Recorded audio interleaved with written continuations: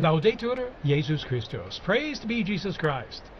Welcome to all of you to our live broadcast, coming to you here from the Vatican on this, the second day of the conclave to elect the 267th Pope. We're coming to you here from St. Peter's Square, where people are gathering from all over the city and indeed all over the world, sitting here to join in the square for what we like to call our smoke watch, or our chimney watch, followed by a smoke warning or a chimney smoke warning in terms of white or black smoke. We're waiting to see what smoke will come from that chimney of the Sistine Chapel, and if it's black, of course, that means that the cardinal electors have not yet found the candidate whom they've elected to be Pope. If it's white, of course, that means we'll have a new Pope. We'll be with you, accompanying you all throughout this time to give you the latest, and we'll also be going into the square there with some of our own reporters and staff on our English team here at Vatican News to talk to some of the people in the square there. And we'll also have guests here in studio. In fact, here we have with us Monsignor Robert Prevost from the United States.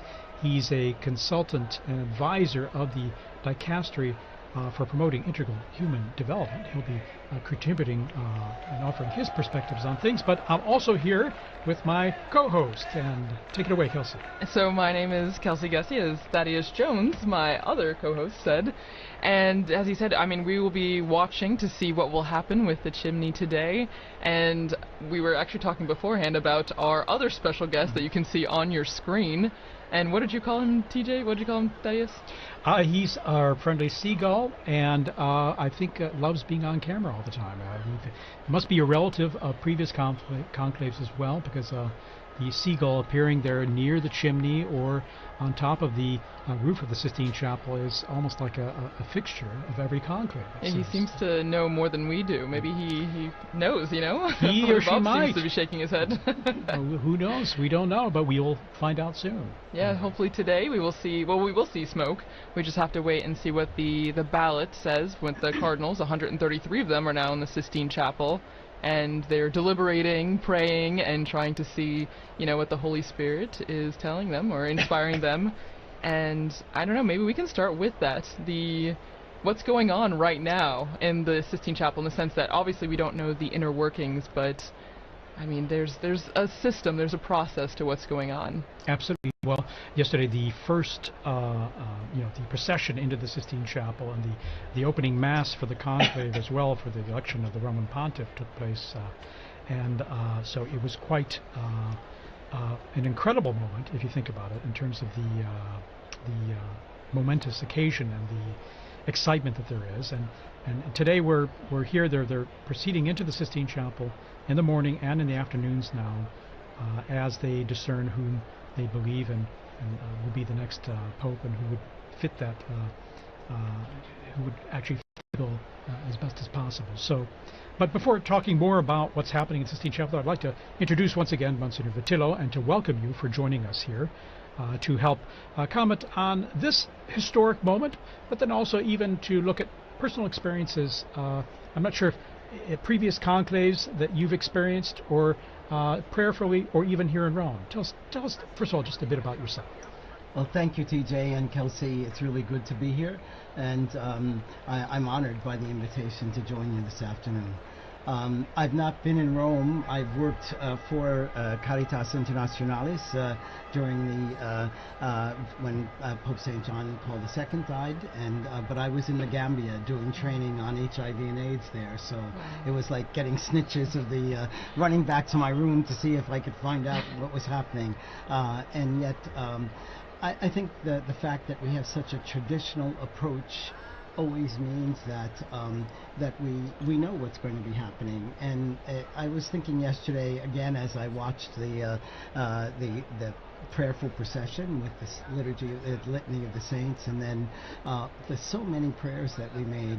How different that is from other kinds of elections that go on all over the world, where the candidates are speaking at others, but here we were speaking to God throughout the whole time, and then also ask the saints to be our intercessors, and especially our Blessed Virgin Mary. So sometimes people say to me, do you really believe the Holy Spirit has a role in this? And yes, I do. I really do. And we were calling down that intercession yesterday. Well, and I think it's interesting. You said you were in Gambia? No, where were you? Yes, I was in the Gambia when Pope John Paul II died, and so when there was the election of Pope Benedict. And so, okay, Yes. being outside of Rome, and then yesterday, Yes. with the start of the conclave, it's your first time in Rome. That's right. For Yes. a conclave. Yes. It's mine as well. I think TJ's the only veteran then here being in Rome. Yes. Well, I'm feeling kind of old here, but yes, this is my third conclave. I have another story, if it's okay. Yeah. When Pope Paul VI died, I was in my diocese directing a psychiatric treatment center for children. And so, there too, I was very busy and I didn't know what was happening. And then one of the more disturbed children came to me and said, "Father, we have a pope and he's Polish." And I said, "Oh, Billy, stop that. Stop teasing me, No, come. And he pulled me down to a television set, and sure enough, we had a Polish pope. No, it's the different perspectives, I think, that are really interesting, when you see the different areas of the world, like how you receive the news. In the States, it would have been different. You got the news straight on, but then in the Gambia, it was, as you said, it was hard to get little snippets of what Sure. was going on, and then now here you have the full coverage. There's no doubt the surprise element is what is really part of this whole process and reality, isn't it? And wouldn't you say that's one of the reasons too? We have people from around the world, Christian, non-Christian, who are tuned in to just follow this whole ancient and interesting process. Yes, and certainly that's the almost fun part. We know the tradition, we know how it's going to happen, but then having the surprise is a wonderful and a joyous moment then. Well, and now we're joined in the studio by Dr. Elizabeth Lev, who's an art historian, I saw a didactic consultant for the Vatican Museums, and a sommelier. So, a wide-ranging portfolio. I like to think I try to wear a lot of hats, although maybe they get a little confused from time to time. Well, thanks for having us, and we were just talking about our experiences of previous conclaves. Do you remember where you were at the last conclave? This is my third conclave here, and in all three cases I was working with MSNBC, so I was up on the rooftops. And I have to admit, there were moments that on one hand you have this view from above, so you really have this overarching view of history, which as a historian, there's nothing more exciting than that. I mean, wow, it's happening right underneath me. But there were all those moments when I was so jealous of the people in the crowds, like when they were standing in the square. I remember my daughter talking about just the way the colonnade suddenly flooded with people after the white smoke came out. It was literally like watching just this incredible motion. Yes, I remember. It's a very unique experience. Well, And I can remember too, as well, 3 conclaves. It's amazing. But with the election of Pope Benedict, I was up there on the top of the colonnade, so looking at the basilica. On the left side there, on top of the colonnade there, we had journalists accredited there, videographers and cameramen and all were all up there. And then also in other areas, in a couple areas in the square as well. But just the excitement of it all, seeing it from above and being there in person is what's really incredible. Because the second conclave for Pope Francis there that I experienced, I was down the street, which was different. Even though I poked my head out the window and I could see all the way up the main avenue leading up to St. Peter's Square there, Via della Conciliazione, and it was part of the experience. But being there in the square was incredible. And just being there above, even when the bells were ringing for Pope Benedict, you really have a sense of how big those bells are and the sound they carry, and also the culmination of an exciting moment. We have a pope, and so and then as well looking at the central loggia of the basilica and seeing the new pope appear. So in a sense, it's a lot of excitement, a lot of good memories. And now, I'd like to say what really strikes me about this this conclave per se are incredible high-resolution photography, drone photography, our Vatican drones, providing us with incredible images here. And the super-duper high resolution. I mean, you can even see the little bits of cement and speckle. Maybe some patches need to be fixed there on the the roof of the Sistine Chapel. But it's providing us with almost an experience. You feel like you're there, even though you may not be right there physically. I have to say this is a little ironic, however, since most people know the Vatican for its incredible treasures of beauty and sculptures and paintings, and right now the calling card of the Vatican is a chimney that needs a coat of paint. And some new tiles, maybe. Yeah, and some new tiles. The least aesthetic thing we've got is what the world is looking at. Wow, that's a good, at least I see it as like an old and new coming together, maybe? I mean, we don't see the new, but I guess the new is the symbolic new pope being elected.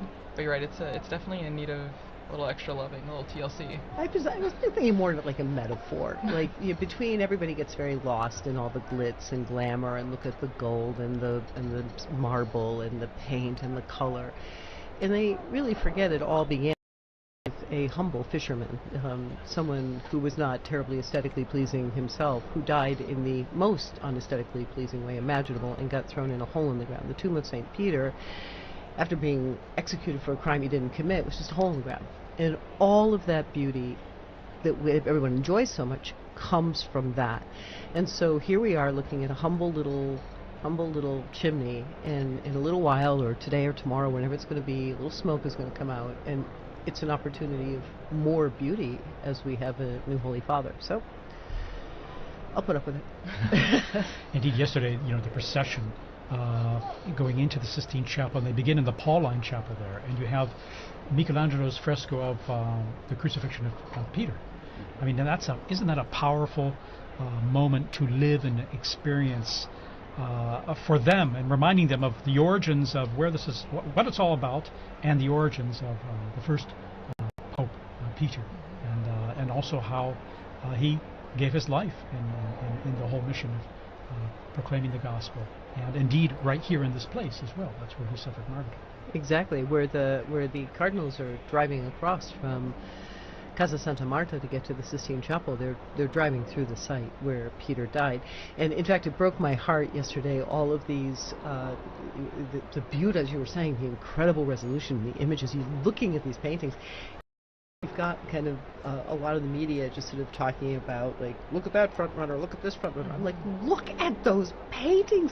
No one is ever going to see them. Stop and look at Michelangelo's last frescoes. And the most amazing thing is that that Pauline Chapel was used for conclaves. It was actually, it became the home of, I think, 4 or 5 conclaves. And when Michelangelo was painting that, he knew that it was likely that the space would be used for the conclave, and so that image he painted of St. Peter being crucified upside down, he lifts his head and he looks out, so that the newly elected Pope in the Pauline walks out, and all the way out there's Peter looking at him, telling him, this is the job description. A very, very powerful imagery.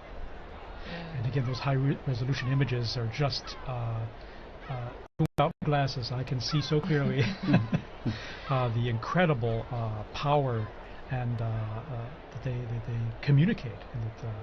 And then, of course, the procession going into the Sistine Chapel, and the beautiful chant, the beautiful the choir, the Sistine Chapel choir. It's just incredible how it just creates an incredibly spiritual moment, a solemn moment, but also one of beauty and one of, I'd like to think, hope, of course. Well, and I think it's interesting that you were talking, Dr. Lab, about in the Pauline Chapel, where they start the procession, where they start, the beginning of the conclave, and then when they enter into the Sistine Chapel, I can't help but thinking about all of the imagery that they have to reflect on as they're doing this massive, impactful vote. No, you can't be in the Sistine Chapel and not be influenced at all by the images, by the scripture verses that it invokes. No, and so I don't know. Do you have any specific imagery or paintings or frescoes that are in the Sistine Chapel that you would think are really impacting these 133 cardinal electors? Well, I think there are a lot of specific images that do impact, or at least I hope are impacting the cardinal electors. But I think you started by talking about the Sistine Chapel choir, which we all had that opportunity. Again, you know, the people at home, I'm like, guys, you know, you're talking about secret this, secret this. They actually opened the door and they let you see, look and listen. So we have this choir which sings incredibly beautiful music, summoning the saints, calling down the Holy Spirit. We have this very solemn organization towards the Gospels, which are open on the altar for the vow, and then we have paintings all around us. And I think the first and foremost thing is, after all the noise and the cameras and the opinions and the dinner parties and the salon stuff that's been sort of coming in at them, what a perfect place for prayer. And then as they collect themselves, and I think now on the second day, beginning to get accustomed to the space and accustomed to the routine, the painting that will probably come to the fore is the Last Judgment. It's the work that they must stand in front of, and each must stand alone, as we're all going to have to do it too, so it's not just them. But each must stand alone as he takes that vote, as he's holding it, and he puts it into the urn before the image of Christ the Judge, and at the same time the image of Mary right next to him. And so this reminder that he is accountable. Each one of these men is accountable, but also each one of these men is going to be key in helping us access Christ's mercy, and so he must take care of her church. I mean, it's the church. And I don't know, Father Bob, maybe, do you have you visited the Sistine Chapel, I'm sure, many times. Is there an image that also resonates with you? Maybe not being one of the cardinal electors, but just when you're visiting the Sistine Chapel. Well, I think the fact that there's also humanity out in this as well. So you have the divine and the human. And the fact is that the church lives within humanity, but it's helping us to be the mediator to relate to God in a different way. And also the comprehensive aspect of the figures, and again, it's truly a universal church. But I'd like to go back to that poor roof again, because I think that too, I'm sure that Francis is looking down on that, because he's always reminded us that we need to be a poor church for the most poor people. And so this is very fitting that we'll be looking at this afternoon as well. Yeah, the simplicity of it does strike you. And by the way, our camera work there, we're fixated, so to speak, on that chimney, because we could have smoke billowing there very soon, or maybe not. We shall see. Depends on how the voting goes, okay? So obviously at the end of today, maybe around 7-ish or 8 p.m., we'll see, Rome time that is, if there's, there'll definitely be smoke. It could be black or white, but if there's a vote in favor of a new pope in this first voting session of the two, if there's a pope elected, we'll have white smoke in here. But anyway, we're just going to wait and see, and the camera is there. But we can tell you there are lots of people filling that square right now. As the hours, or as the time goes on, more people, Romans especially, come into the square to be part of this great anticipation and this excitement that is what we call this smoke watch, indeed. Well, and it's something that Thaddeus, we were talking about before, and focusing on the chimney. The smoke signals are definitely something that have been a tradition for many years to signal the election or waiting for the new pope, but it's something that is still like a continuity in our faith, and in the faith, in the conclave. I don't know exactly where that started. I don't know if Father Bob or Dr. Lev, you know where the symbology or the nature of using the smoke came from.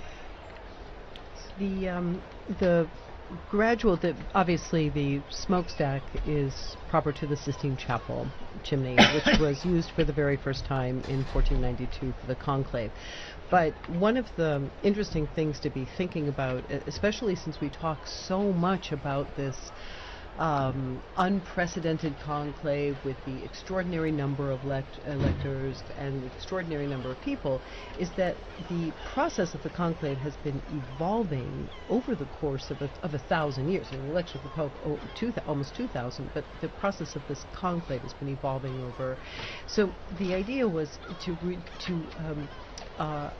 find a way to minimize the contact that the cardinals have with the outside world. And so eventually in the construction of this building, which was constructed specifically, I mean already it was constructed to have one entrance and one exit to be closed with a key, conclave. So these considerations, the smokestack was actually added later. You'll see there's no chimney in the there's no a stove within the chapel. It had to be brought in. But as the process refined itself over the years, and they thought of better ways of communicating, especially because there were a lot of bookies making bets, so they wanted to make sure everybody found out at the same time so that they couldn't hedge bets. They developed the system of the chimney. So betting is also an ancient tradition that we have. Oh, I believe it was an excommunicable offense until something like 1918. Yeah. Pretty recent.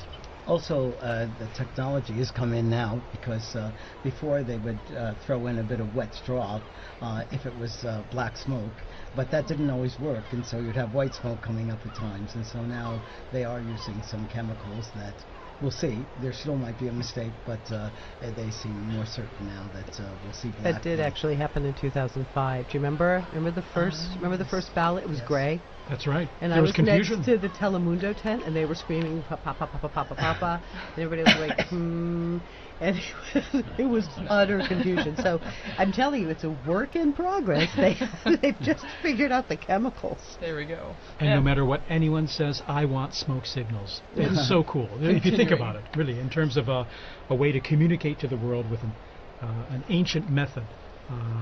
If we have a pope or not, a way to share that news. I mean, of course it gets tweeted, it gets sent out live around the world, but I think looking at a chimney, even in 2025, is an exciting way to live this whole process and to experience it. Well, and so look at this, and if smoke signals are outdated or still part of our everyday life, even in 2025, we actually dug into our Vatican archives and found an interview by our former colleague Tracy McClure, speaking to Father Thomas Rees about these aspects, the smoke signals and the inspiration of the Holy Spirit, and maybe a not too famous saying, the Vatican saying, you go into a conclave a pope and you come out a cardinal. So let's hear some of that interview.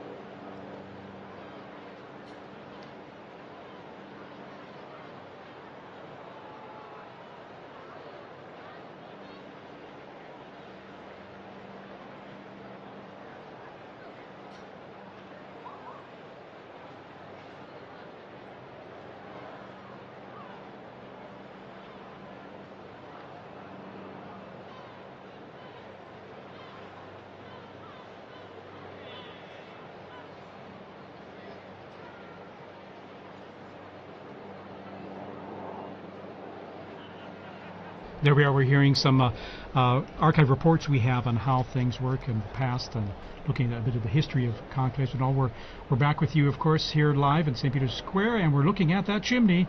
Nothing yet right now, but we're going to go into the square to talk to our own Joseph Tulloch there, who's going to tell us a bit about the atmosphere with those in the square. Okay, we're probably going to go to him shortly. All right, we're not going to go to him right away. There are a lot of people in the square there, and one of the challenges is connecting with people in the square live because of all the people crowded there and the cell saturation that there can be of talking with people and talking to them live in the square. Okay, but he's our colleague Joseph there. He has sent us some comments of people there in the square, and we're going to hear some of what they have to say. He's collected some of that for us. All right, let's go to it.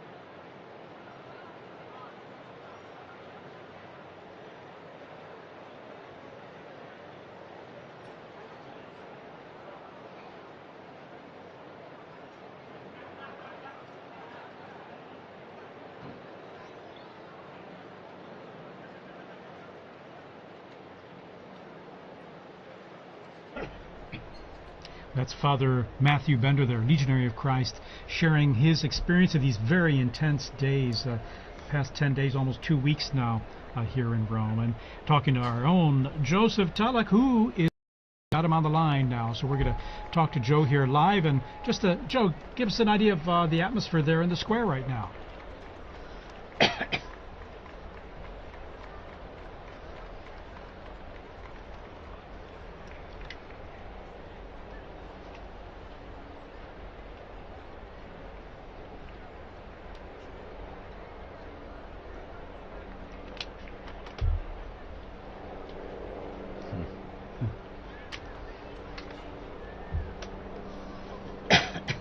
Well, I'm feeling really lucky because I'm working and I can also look at the chimney and follow the conclave. But But Joe, tell me, are more and more people kind of streaming in there now as we're getting close to a possible smoke coming there?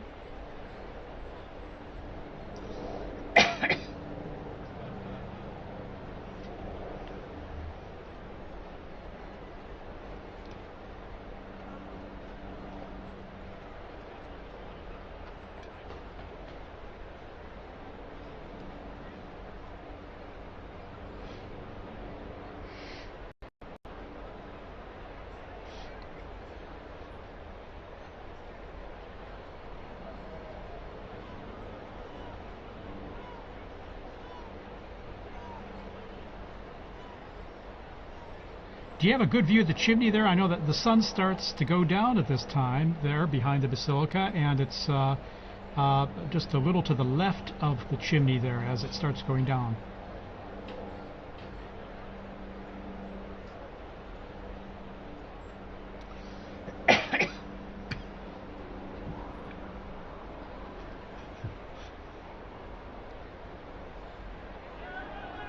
Well, I hope you have some sunglasses there too, because that sun is very strong. It's been strong these days, actually, as we go into the summer here.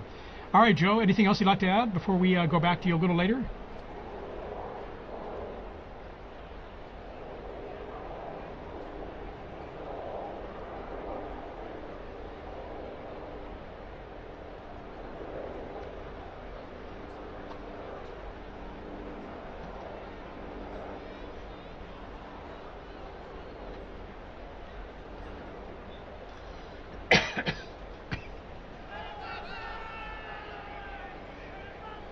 Joe, we just have reports from the local authorities there. There are around 15,000 gathered there in the square as of now, as those numbers increase. And so it's we're going to be coming back to you very soon here just for an update on things.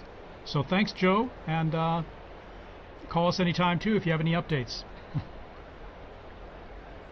And as we continue our coverage here, I'd like to introduce a new guest we have here in studio. He's Dr. Timothy O'Donnell from the United States, and he's a visiting professor at the Angelicum University, the Pontifical Angelicum University here in Rome, and he also served 30 years as president of Christendom College in the United States. Dr. O'Donnell, thank you for joining us. TJ, it's great to be with you all. Thank you. How's this experience for you, being here not only as a visiting professor, but also for, as I've mentioned, these very powerful days, and now just over almost 10 days now we've been living It through is this. very powerful. Even now looking at this chimney, I feel almost the way like a little kid would feel waiting for Santa Claus to come down. I mean, there's that sense of joyful expectation that something would happen, because I've been here for 4 papal funerals now, and that sense of the sede vacante of not having a father is really, it really hits you hard. I remember we first came over here as students back in 1978. We arrived 2 days before the funeral of John Paul I. And I remember it had rained 3 horrible days, just torrential rain, and even during the funeral it was still raining. I remember wood splatting on the coffin, and that sense of desolation, and that mournful bell at St. Peter's with that dung, dung. You just feel like, oh my gosh. But of course, that came with a burst of sunshine when John Paul was elected. But still, I think there is a real sense of loss, and that lingers at the very beginning. But I think as you begin to move forward, that begins to move away, and hope begins to spring up, and sort of longing that this is not an end. The church renews itself, you know, and so this is going to be a great opportunity to see people once again. But being in Rome is always a great experience, but when you're dealing with these type of historic events, it makes it extra special. In fact, that's even my own experience as well. I mean, the sense of loss there is when we lost Pope Francis, when, as well Pope Benedict or St. John Paul II, when we lost them, there's a certain emptiness you really, really felt, of course. But that's why I always feel like these 9 days of mourning, the traditional 9 days of mourning, are a powerful way to deal with that aspect of loss and to mourn the loss.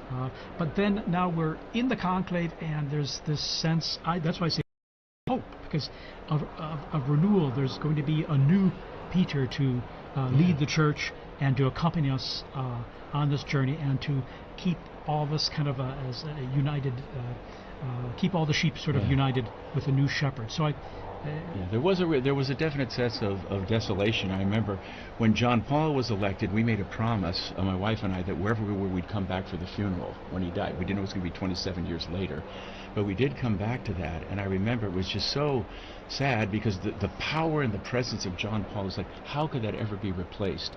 So we're standing there for the funeral, and you're trying to get a perspective on what this pontificate meant. And I remember there were media people going through the square, and there was a gentleman behind us who was from Poland. And the guy was going on asking different people, where are you from? Why are you here? And this Polish gentleman behind me just started to weep. And he said, I'm from Gdansk. He said, I would have crawled down to Rome on my hands and my knees. This man gave us our freedom. He gave us our dignity back again. And that's when I began to think, how can we possibly replace this Pope? So it was consoling to think how great, but it even added to that. But then, of course, God has his way, and then when Pope Benedict XVI comes out, you say, oh, thank you, Jesus. In other words, it goes on. And it sort of encapsulates the whole rhythm of life, and I think that's why people are really looking to Rome right now, because everything's sort of a soundbite.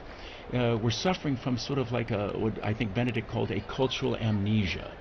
We don't remember who we are, we're confused about our identity, and oftentimes we're looking at things and we don't know who we are. But what's happening right now, you see something that is permanent, something that has not changed. Even the antiquity of smoke coming up from a little chimney signifying a transition.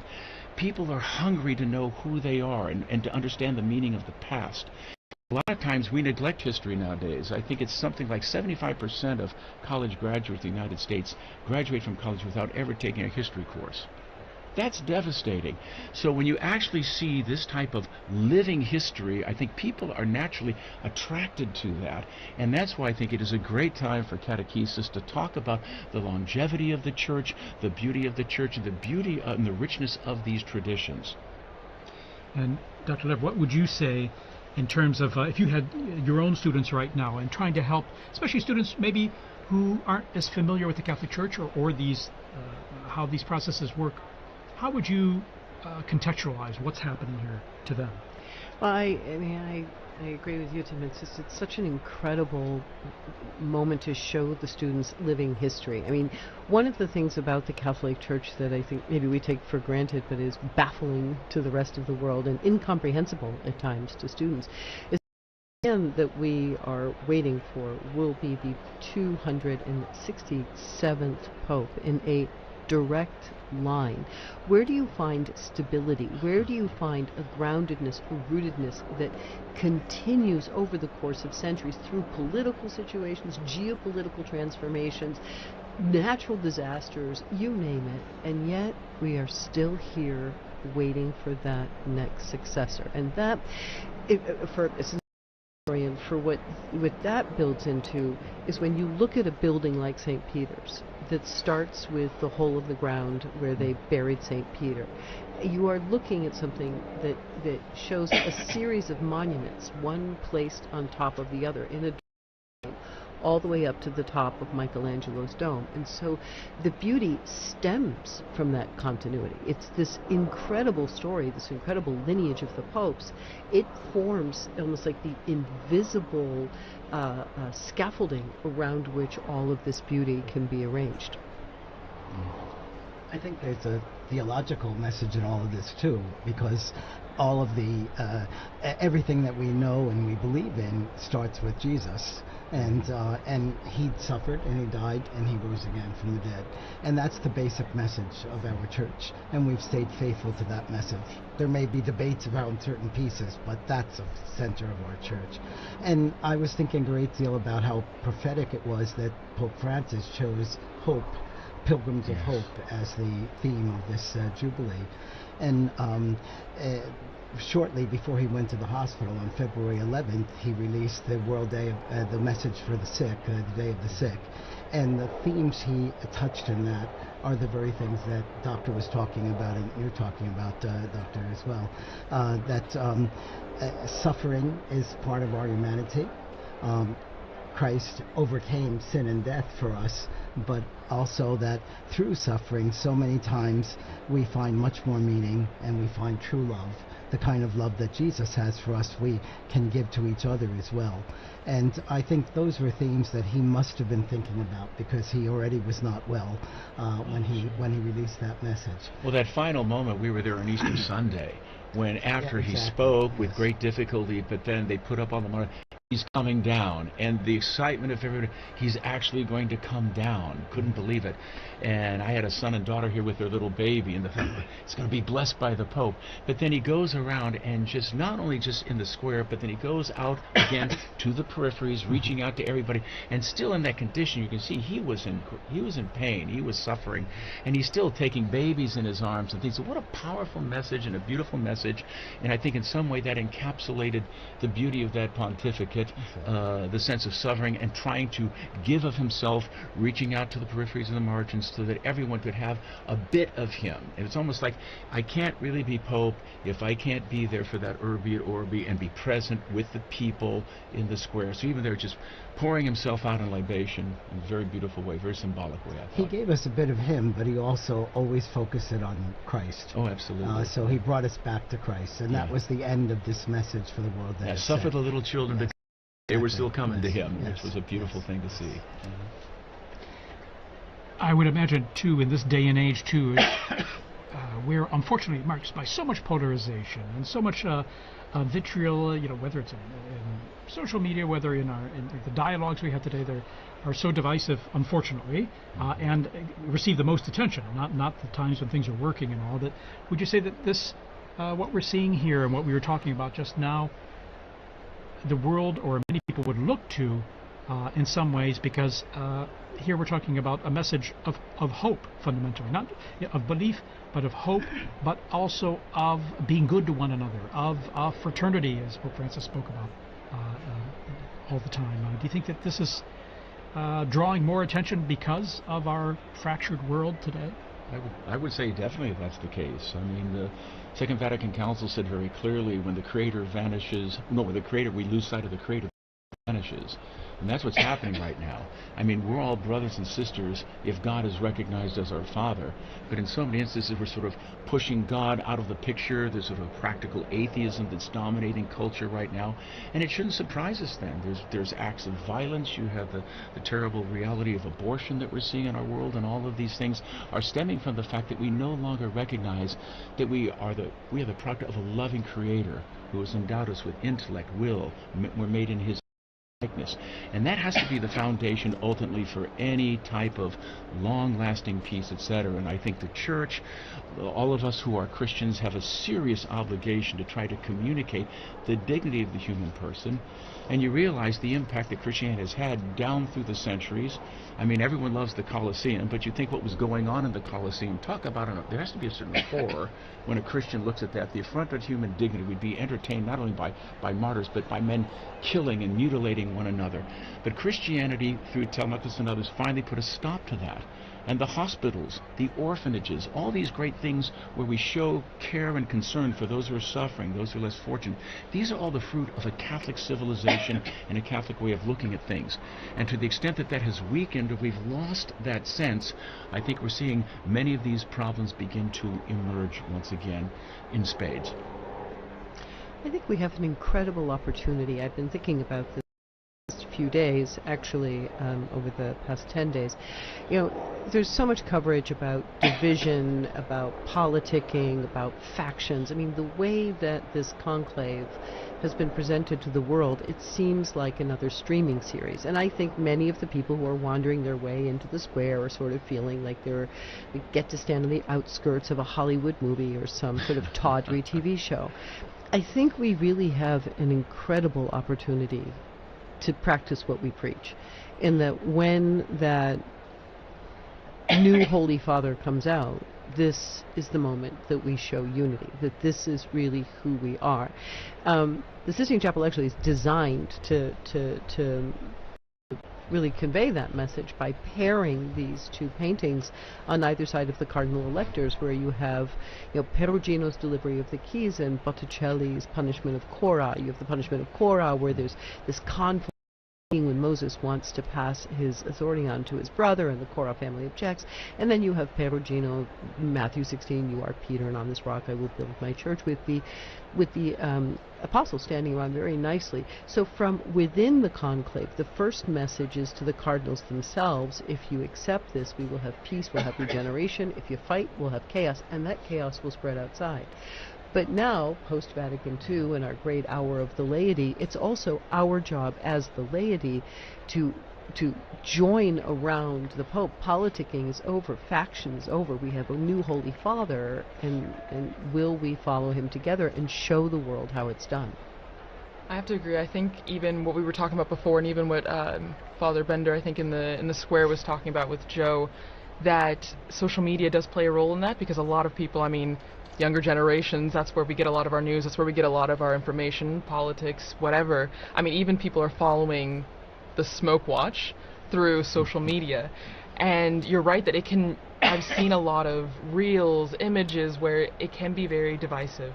You know, it's maybe even lost the sense of it's a prayerful event, it's an event for unity, it's supposed to be something that should bring us all together. I mean, I was in the square earlier today, and hearing the different languages and the universality of the church in that, you know, seeing so many people, whether they were Catholic or not, coming here because someone told me when the Pope speaks, people listen, whether you're Catholic or not. He has a very big impact, and I think you're right that we as lay people, and Father, we have a role to use this as an opportunity to grow in unity and peace.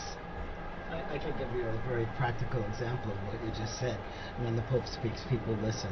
I worked as an attaché to the permanent mission of the Holy See in Geneva for 19 years. And I have to say, most of the time when they were making the governments made their different speeches, there'd be a buzz in the background, everybody was talking. But when we raised that Holy See flag, they stopped talking. They wanted to know what the Holy See was saying. And I think that wasn't because we were saying it, but it was because that was the Pope speaking. Well, he brings something to the political and the social order that they can't find within themselves. Unfortunately, there's been an impoverishment of our political discourse. And so the Pope can bring a message that's truly and goes beyond the different confines within these ideologies that oftentimes are tearing each other apart. And I think we're at a point now where people are really tired of those ideologies. We think about, Russia and Ukraine and the horrible things going on there, what's going on in Gaza, but to have a voice that is able to communicate a higher purpose and say we need to rise and appeal to the better angels of ourselves. I mean, this is an important thing, and we really need. So whoever gets elected, I think there will be an outpouring of goodwill. And I think it'll be a great chance to build unity in all of us, because, as Catherine of Siena said, he's our sweet Christ on earth. That's the way we should approach this and rally around him. It could be a great opportunity for we as a church to do what we're supposed to do in bringing the message of the gospel and the salvation and the peace and the joy that is really part of that to a troubled world. Monsignor Vitillo, any experiences you want to share? I mean, you've worked in many international forums at the UN and all, and on behalf of the Holy See there in Geneva as well, in terms of the how the papacy and how the words of the Pope are received and taken seriously, whether by believers or non-believers or people of other cultures. Well, my own experience was that many of the UN officials were very, very interested in what the Holy See saw in things. And so many times there'd be private consultations with the papal nuncio and discussions that were not made public, but that really brought to real substance. Some of the discussions that had been going on about nuclear warfare and trying to get a ban on nuclear warfare started out by discussions between some of the world leaders, the UN people, and the papal nuncio at that time, and it was now Cardinal Silvano Tomasi, whom I was working with. So I think that's a good way of working. And a lot of times people are saying, well, why isn't the Holy See making a statement against this or that or condemning so-and-so? That's not the style of the Holy Father. And so we need to keep that style. And And Cardinal Ray, I think, described perfectly in his homily, both for the funeral homily, but then especially the other day for the election of the Pope, the character of what we're looking for in a Pope. All popes, not just this next one. But so much he pointed about how this is not only for internal, this is for the whole world, and we need a person that can bring about peace in the whole world. Amen.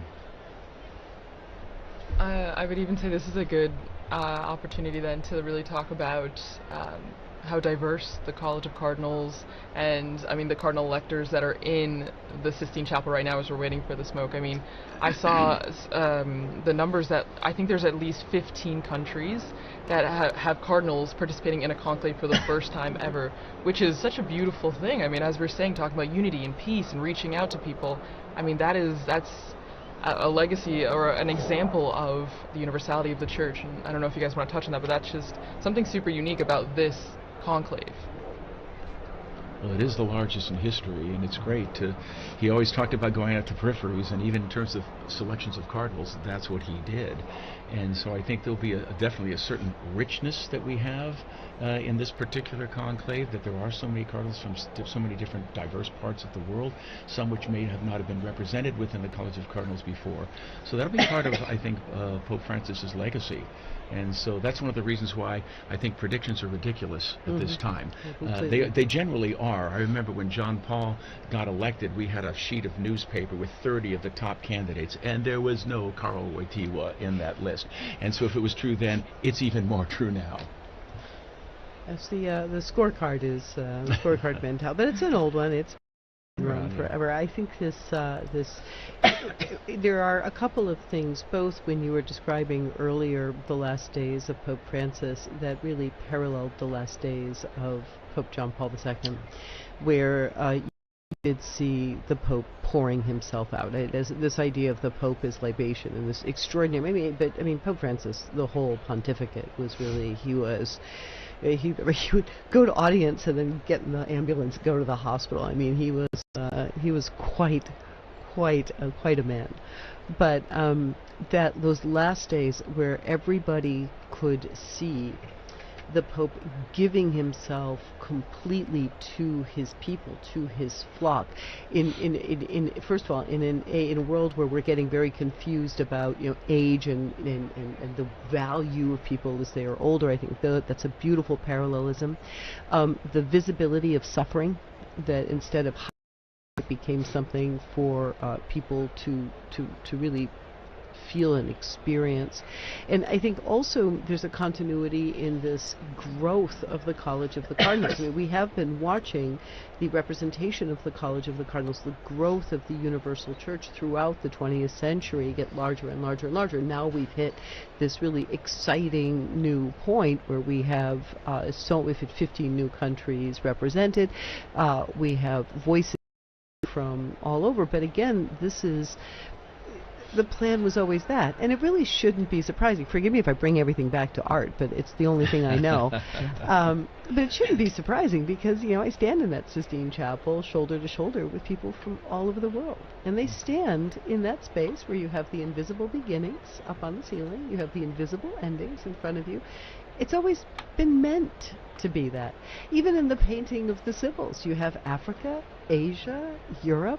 The Church has always been reaching out, and thanks to the new technology, thanks to transport, thanks to geopolitical transformations, this Church is more effectively able to leaven in the furthest peripheries of the world. In fact, it really struck me seeing the cardinals one by one taking their oath there in the Sistine Chapel, and just the diversity of their backgrounds and cultures that just was really striking. And what struck me too, just watching them one by one, in some ways they look like ordinary people in beautiful vestments and all, but one of them will be wearing white, most likely following this vote. And it's amazing how they can kind of take on or the office takes a hold of them in a sense, or that they become, I don't want to say new people, but there's almost the ministry, the role they've accepted and are taking on becomes part of who they are, and it's almost like they take on a new and living personality, isn't it? Historically, that's true. There have been a number of elections where they picked men that they felt would for a short time, and then they get in there. Of course, the whole church is praying for them at every mass, so you have tons of prayer coming, but they are energized by that. And some of the most dynamic popes that we had, they thought were going to be very short. I mean, Pius V was supposed to be a very short reign. Even someone like John the 23rd, who shocked everyone. I'm going to call the ecumenical council, and all of a sudden announce that on St. Paul, and everyone's, what are you doing? You're supposed to be transitional.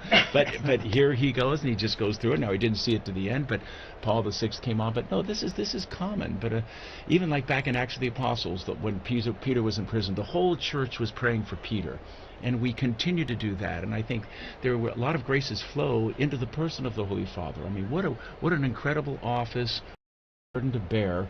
Think that every morning you wake up and you're responsible for the Catholic Church throughout the entire world, all the dioceses, all the different things that are going on. That's why it's really crucial, whoever gets elected, we immediately need to be praying fervently for him, for his strength, for his insight, for his courage, and that he will have a successful pontificate in the full spiritual sense of what we mean by success. I really do think, though, he does leave himself behind. I mean, it's exactly what you said. He will not be the same man who goes into the room of tears when he comes out. He will have a new name.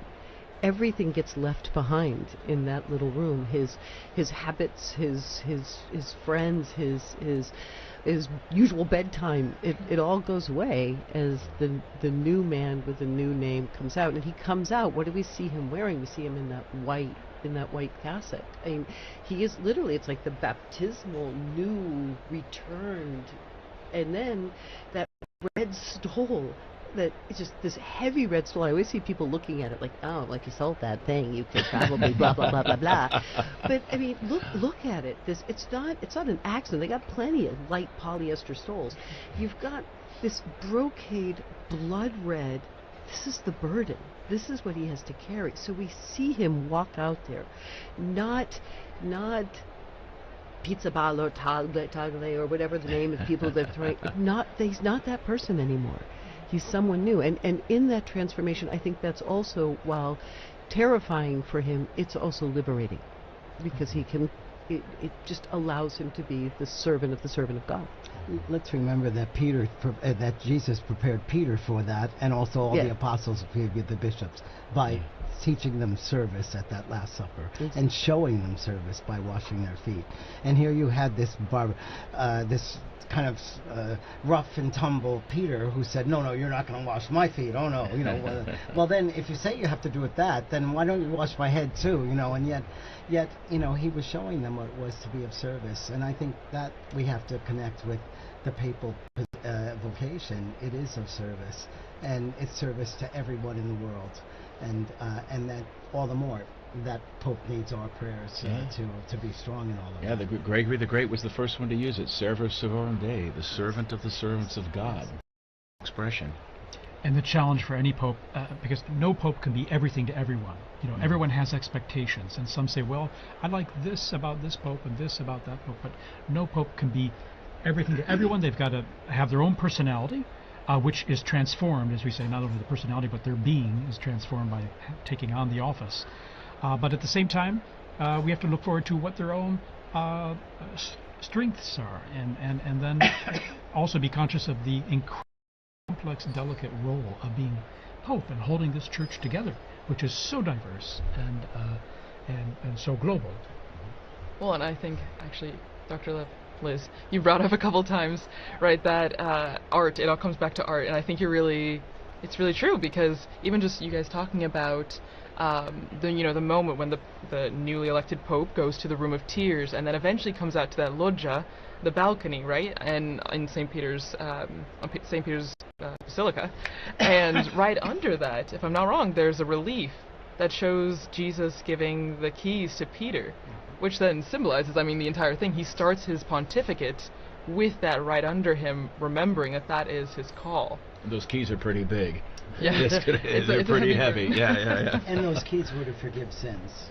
Exactly. And also there was also a mosaic underneath, which is Jesus saying to Peter, "Feed my sheep." And that reminds me of, again, new technology which gives us views of things that we didn't have before.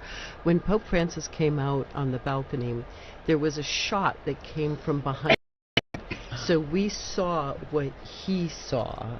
And you looked out into this sea of faces of people just looking up. And despite the fact that we joke about all the screens there, I remember that day, just all of those people with this who are you the one? Can you help me? I mean, just this, feed me, literally. And so I think that's, yes, I think it's a very important part of the art, telling the story of, or underscoring the role of the Pope. One of the beautiful things about Pope Francis that night also was, where I remember he reached out to everyone and said, "Would you please pray for me?" And then there was a really about maybe 15, 20 seconds of silence, and everyone in the square, everyone had their head down, and they were praying for him. And so that sense of receptivity was not only was there to impart, but as a brother in Christ, he was receiving as well, which is always a sign of humility, the willingness to receive. So that was a beautiful, precious moment at the beginning of that pontificate as well. In fact, the weight of the office itself must be frightening. And so when we speak of the Room of Tears, where the new Pope, who's accepted the action and to take on that role, has time to pray and to let it soak in. It's got to be, I imagine, the weight, the burden of it, even if sustained by grace, and it must be immense and massive, especially as they peer out on the central balcony of St. Peter's Basilica there and seeing the crowds and seeing what all this entails. I remember the day after Benedict was elected, he met with a group of Germans who had traveled there, and he referred to the whole conclave experience. He said, "As the guillotine continued to descend," and I just think, oh my gosh, this poor man. I mean, that's why your heart, it has to, whoever it is, your heart has to go out, because life is going to be very, very difficult, very, very difficult change. Like he said, there's going to come a time you will be bound and you will be led where you would not go. And not everyone has been gung-ho wanting to be elected Pope. There have been reluctant ones. I think Benedict XVI tried 3 times to step down, retire from the Holy Office, his work there. But John Paul said, Jesus didn't get off the cross, I'm not retiring, and you're not either. But John Paul soldiered I through. also was very reluctant. He said he would refuse at the beginning of the conclave. And when the guillotine began to come down, began to descend, they saw him going, nope. And apparently he had to have a talking to. But I think they're also very aware that they cannot solve all of the problems, either for the Church or for the world. Sure. And Pope John the 23rd talked about how after he tried and tried, he'd finally, in the evening, would say, "God, it's your church. I'm leaving this to you now, and I'm going to sleep." So I think that's the kind of thing that they have to learn and practice as well. Absolutely. Okay, we're going to take just a brief break here with a little music. We're still under a smoke watch. Okay, there's not a smoke warning yet, but there could be very soon. Who knows? So we'll be back with you in just a minute or two here to continue our coverage. And by the way, now 20,000 are gathered there in St. Peter's Square, and the numbers are increasing.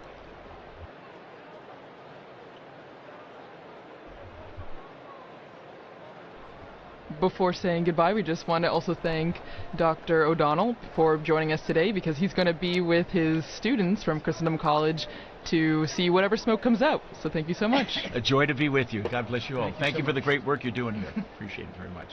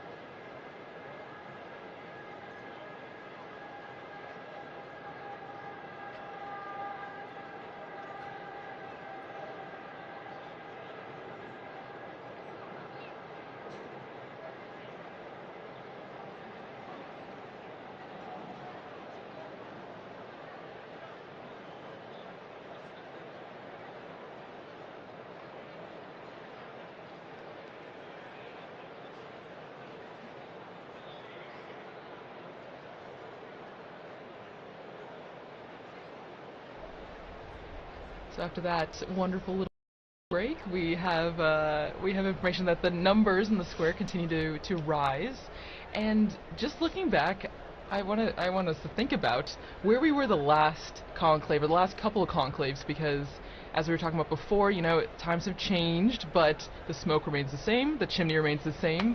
But do you guys all remember where you were, let's say for the conclave that elected John Paul II? Because maybe people remember Benedict XVI, but John Paul II, I was not born yet, so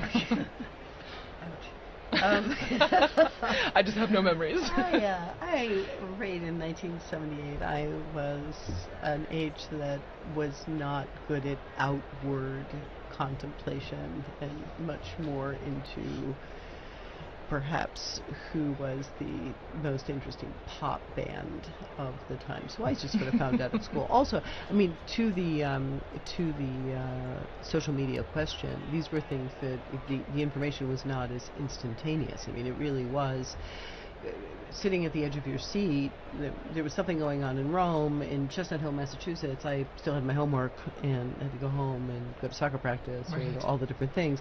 And so I think there's much less of a sense of where I was, because I was really so far away from it. I was going to say, we take for granted today instant communication, instant everything. And I find difficulty sometimes trying to say, well, what was it like before we had that sort of instant communication, high-res, super high-res, instant images? And so it was a different time than, of course, I was kind of maybe 8th grade or something. So I don't remember too much of that conclave. But at the same time, it was a different time, of course, as you mentioned, because the media and instant communication wasn't what it is today. I'm 78 years old, so I wasn't in high school at that time. I was a priest in my diocese and also going to social work school, but I was also directing a psychiatric treatment center for children. And so that I was working, and I was in my office doing clinical records and things like that when one of the young children who was with us came to tell me that we had a pope. And then I think I mentioned earlier that he also told me that the pope was Polish, and I said, "Oh, Billy, don't be spreading those rumors around, you know." And then he dragged me to the television set and showed me, yes, indeed, the pope is Polish, and I didn't have the time to go sit and watch television in those days, day or night, but it was a wonderful experience to know that we now have a pope. But even to ask, how about a month before that? When, because there was an election just before that as well. Well, you were talking about John Paul II. And then John Paul John Paul I. So, yeah, sorry. No. If I can rewind even a little more. Yes. With John Paul I, well, first of all, it was one of our child care workers. One of our child care workers called me late at night to tell me that the Pope had died, and I said, "Oh, I think you're thinking a month ago. So we have a Pope now, and of course it was very true. And then it was when John Paul II was elected that I was telling this story. Yes. Well, and so we'll go back deep into the archives of Vatican Radio, and we'll look at a conclave that none of us, I think, were around for. But before we do that, we want to say a special thank you to Dr. Liz Lev for being here and sharing such amazing insight into art history, and how that plays a role in the conclave even today.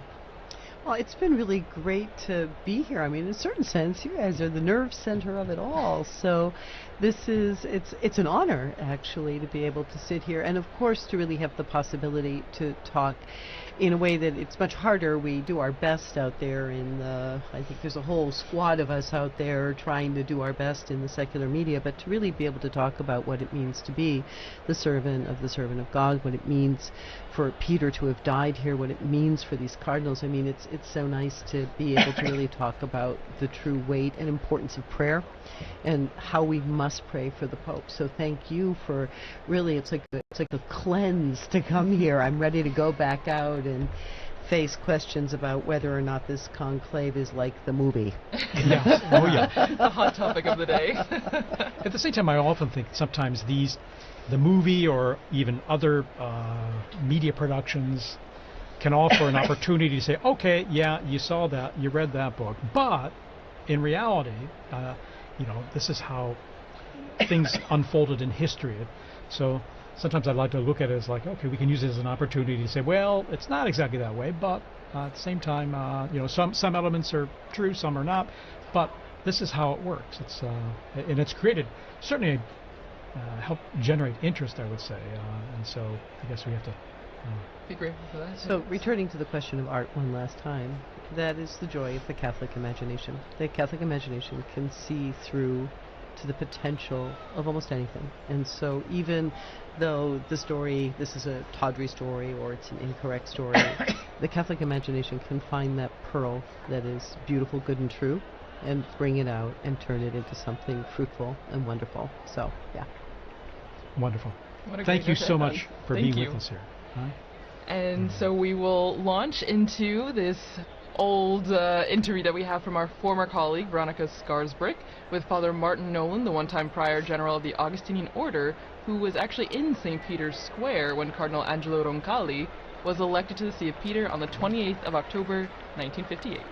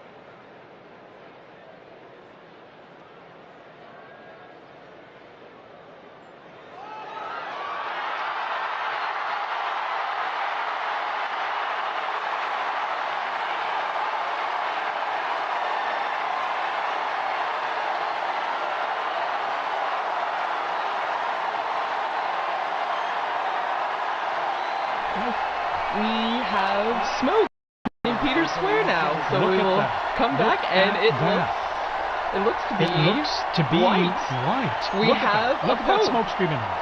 This is good. This is incredible news here, coming up here on 6:08 p.m. here in Rome at the Vatican, and we have white smoke streaming out. And you of can the hear the chimney. crowds. And we hear the crowds applauding there. As you can see, now we got the camera. Just This crowds of people crying is amazing. Here we are. and celebrating this special moment. It's still light, so. There was a brief moment where we were a little unsure, but it is confirmed it is white smoke. We have white smoke here. A smoke warning. A smoke And warning, that's you're no white longer smoke. watching.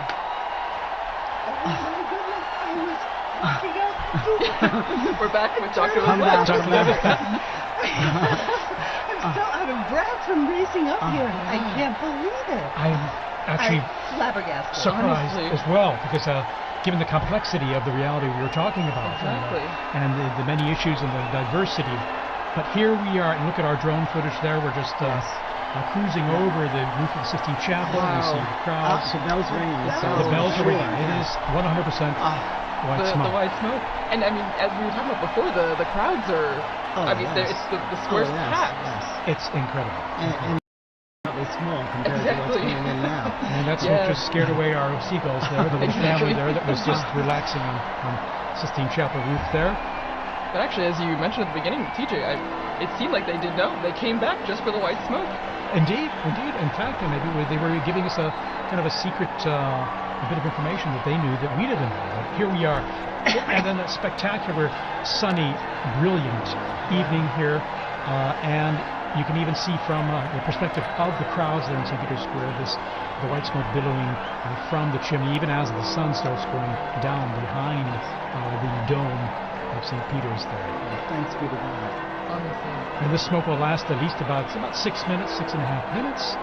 And with a light breeze there in the square, we can see it billowing down towards the square. And we've got now basically about, it's going to be 45 minutes Yes, to at least an hour at least Yeah.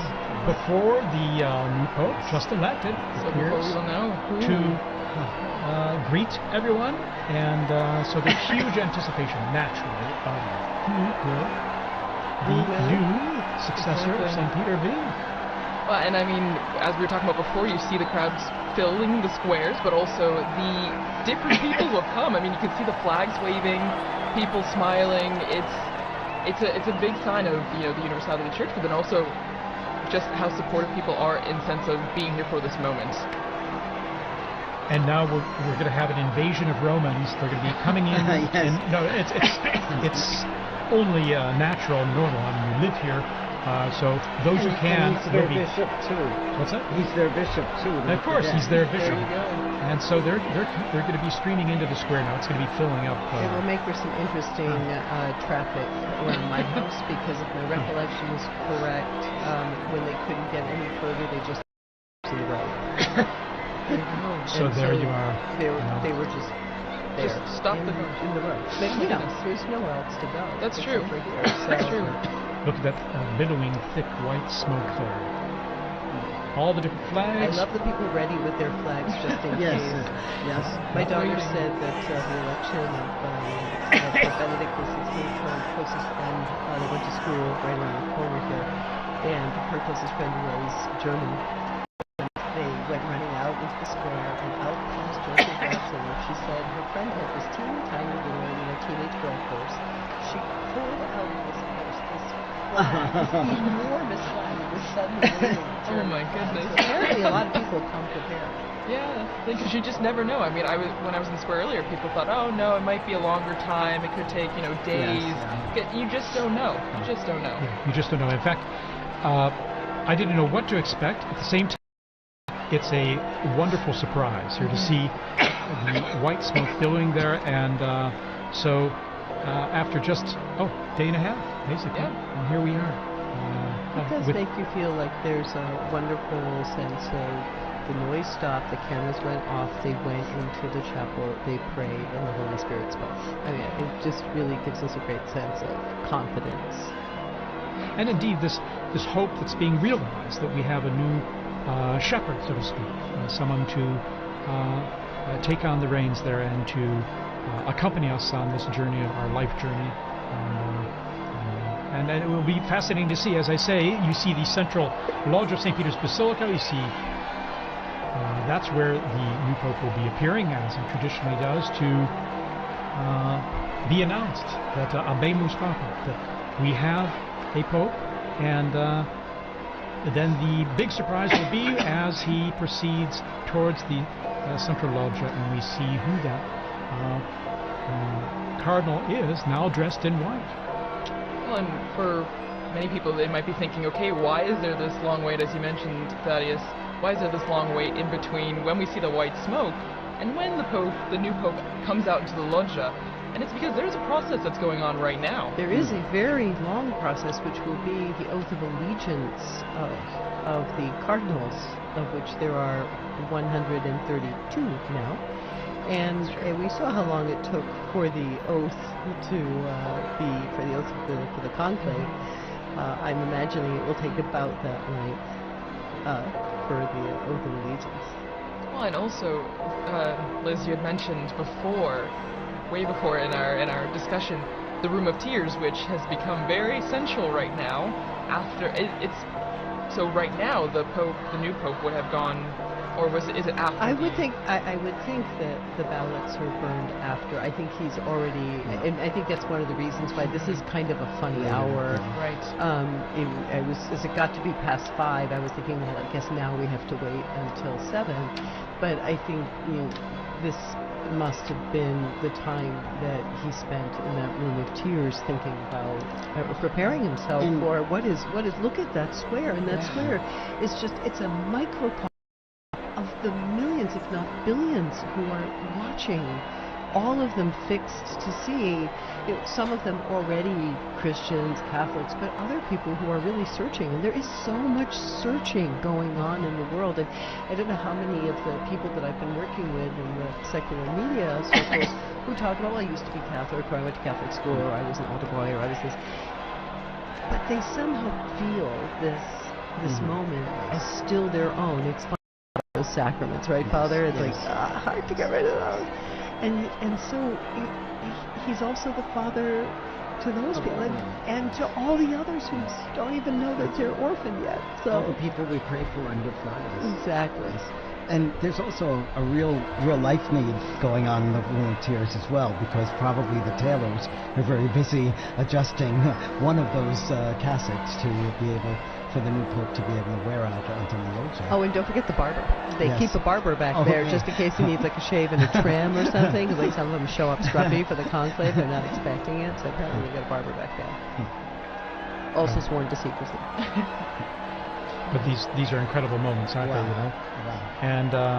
And what a surprise! We were sending out that report on looking at history, and here we are, the smoke billowing out, and here we are waiting now to see who the new pope will be. Well, and as you mentioned, TJ Thaddeus, this is we had just heard in that archived interview. I remember where I was when Roncalli was elected. And now we will all remember where we were at that moment when this new pope was elected. I mean, we would have been here seeing these flags from South Korea, from Spain, from everywhere, from Serbia, from Croatia. It's amazing to see. I'm old enough that I actually saw Papa Roncalli here at a general audience. Yes.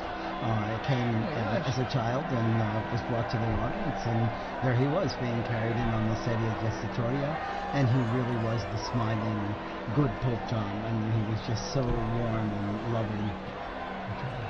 Sure. Well, and as we're waiting for the moment when we will meet the new Pope for the first time, it's just a moment of reflection, I think, also, as we were talking before, the impact and what the significance means. And I mean, just thinking about, there will be one country, one group of people that are in the square thinking, that's someone from my country, or that's someone that I can, relate to, because it will be someone who is from potentially a country that's being represented right now with the flags waving. Indeed. And the process begins when the official announcement in Latin is made that we have a new pope, and he appears on the balcony, offers his own words. Okay, we're going to go straight away here to Joe Tulloch, our co-worker and colleague here in the square. Joe, tell us about what it's like down there in the square. You're there among the crowds.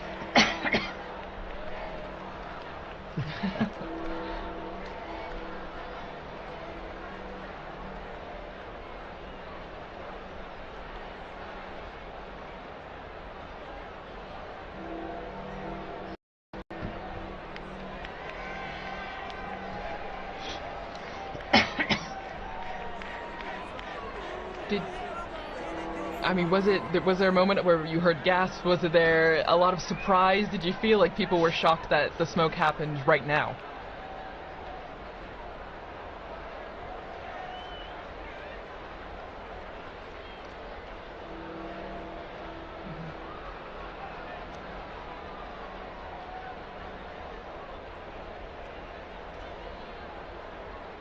How about yourself? Where were you when that smoke started coming out? Because I think many people were assuming it would be a little later when the smoke would come, whether white or black.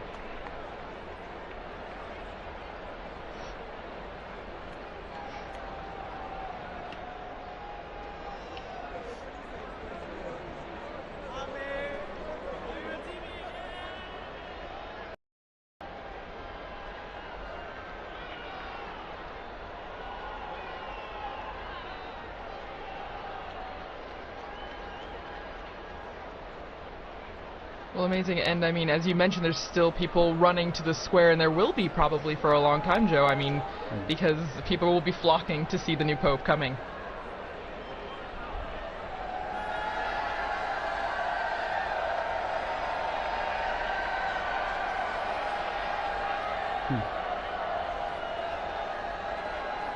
Oh, wow.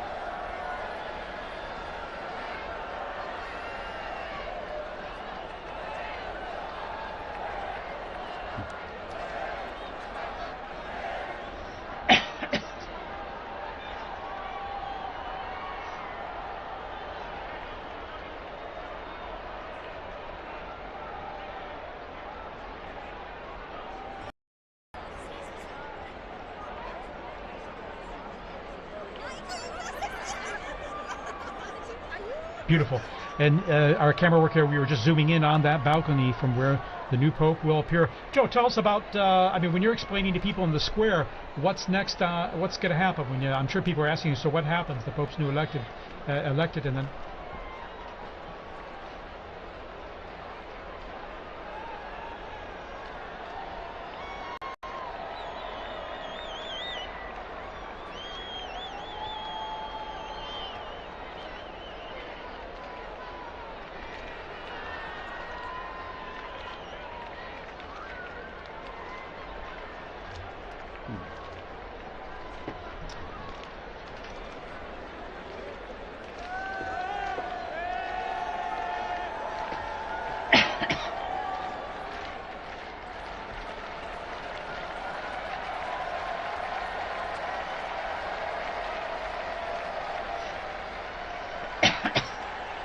And Joe, how about yourself? You're going to be there for us, aren't you? You're going to be staying there in the square. Our eyes on the ground.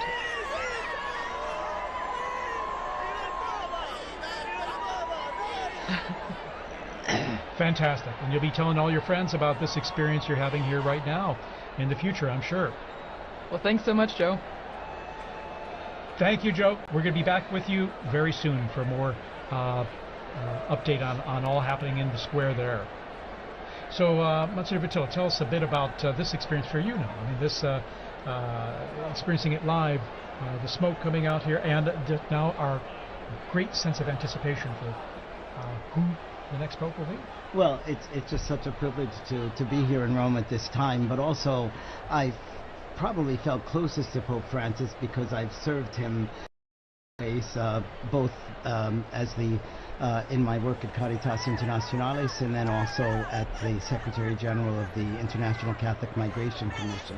I always used to say he's the best guru you could ever have to do public relations on migrants and refugees, and I don't have to pay him a thing, you know. So and there were many times when I was able to meet him, and it was so beautiful an experience each time. So the emotions are more now than they were other times because I loved the popes, but they were strange to me. I didn't know them so well. I met Pope John Paul II a couple times, but not as closely as working with Pope Francis. It's wonderful, it's exciting, and then it's a real privilege to be here at Vatican Radio and to have been part of our smoke watching together. It's now smoke warning, of course. So, and a severe smoke warning. Exactly. And white smoke, that's makes it even more severe, so to speak. But it's severe good news, I like to joke and say. But I think it's going to be very nice. I'm very happy that I was here. And just when I was walking out the door, and I just thought, I don't want to be alone in this moment. This is a moment of ecclesia. This is the moment of people gathered together. I'm going to run back upstairs and knock on the door and see if they'll please.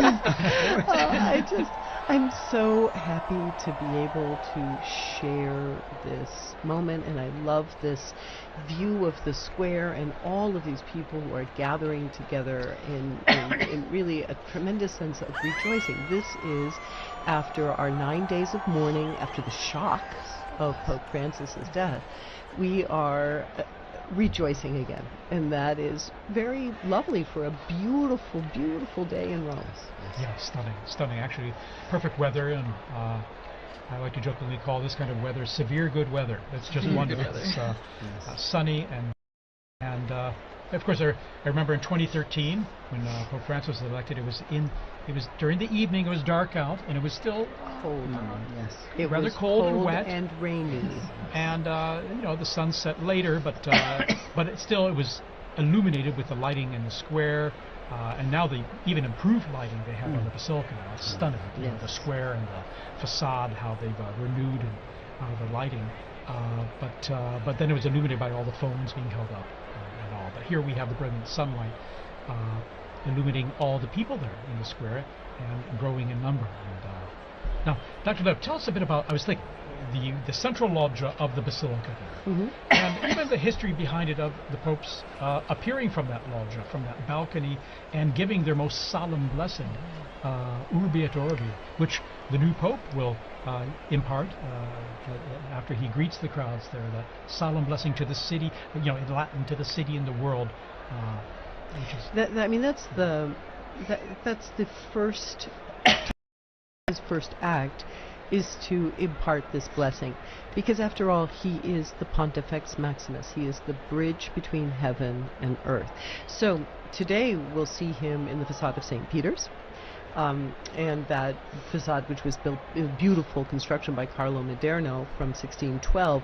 But even in some of the buildings in Rome, recognize actually have a loggia of benedictions. So there's a sort of strange side transept on St. John Lateran, because when the popes lived over there, that was where the pope would come out for the Orbi et Orbi blessing. Or even the church of San Marco in Piazza Venezia, where Pope Paul II lived, he also had a loggia of the benedictions placed into his house/church/ because the popes weren't officially living in the Vatican. And then even what it means to have the Pope on that balcony. If we were in the early 20th century, the first conclaves of the 20th century, there was no Pope on the balcony, because during the so-called Roman question, after the unification of Italy in 1870, during those conclaves, while the newly formed Italian state and the ousted papal state confined within the walls of the Vatican, their tensions between the two of them meant that they would hold the conclave,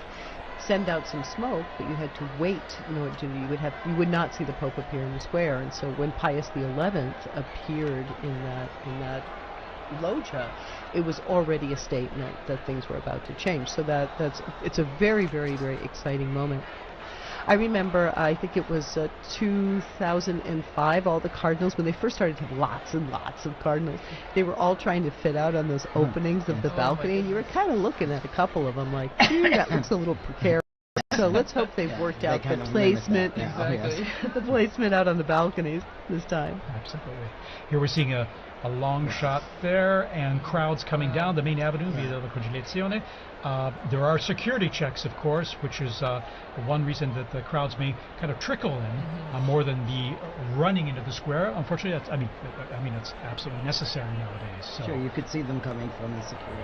So there's already a metal check, and also we have to ensure the safety and security there in the square. So Well, and as we're seeing all this jubilation and excitement, sadly, we have to say goodbye to I'm Liz. like those sports stars That that come- keep quitting and then coming back. I mean, you'll probably see me back in like another 15 minutes. you or are welcome to come something, back. Or a bit like the seagull coming in and around the Well, chimney. like, I really liked You're the always sports welcome. star comparison better, but I'll handle seagull. Okay. Thank you so much once again. I'm so happy we got to share this moment together. Thank you for being here Thank with you. us. Well, and as Liz mentioned before, you know, when we were talking about what is happening now, what takes so long, I mean, according to John Paul II, I believe his Apostolic Constitution, right, Universi Dominici Gregis, there's a process that's happening, and it starts with the rite of acceptance, which already happened, because that's when we know we get the white smoke, because the Pope, the man that was elected, had to say yes. And has to sign and have it certified. Exactly. So isn't that, I mean, it's beautiful, right? We always talk about free will in the Catholic Church. He could say no, but this means that whoever we will see on the loggia has agreed, has said yes to this. And as you can hear, the crowds are coming, and we see... And we see the pontifical band there coming out, and and the Swiss Guards, of course.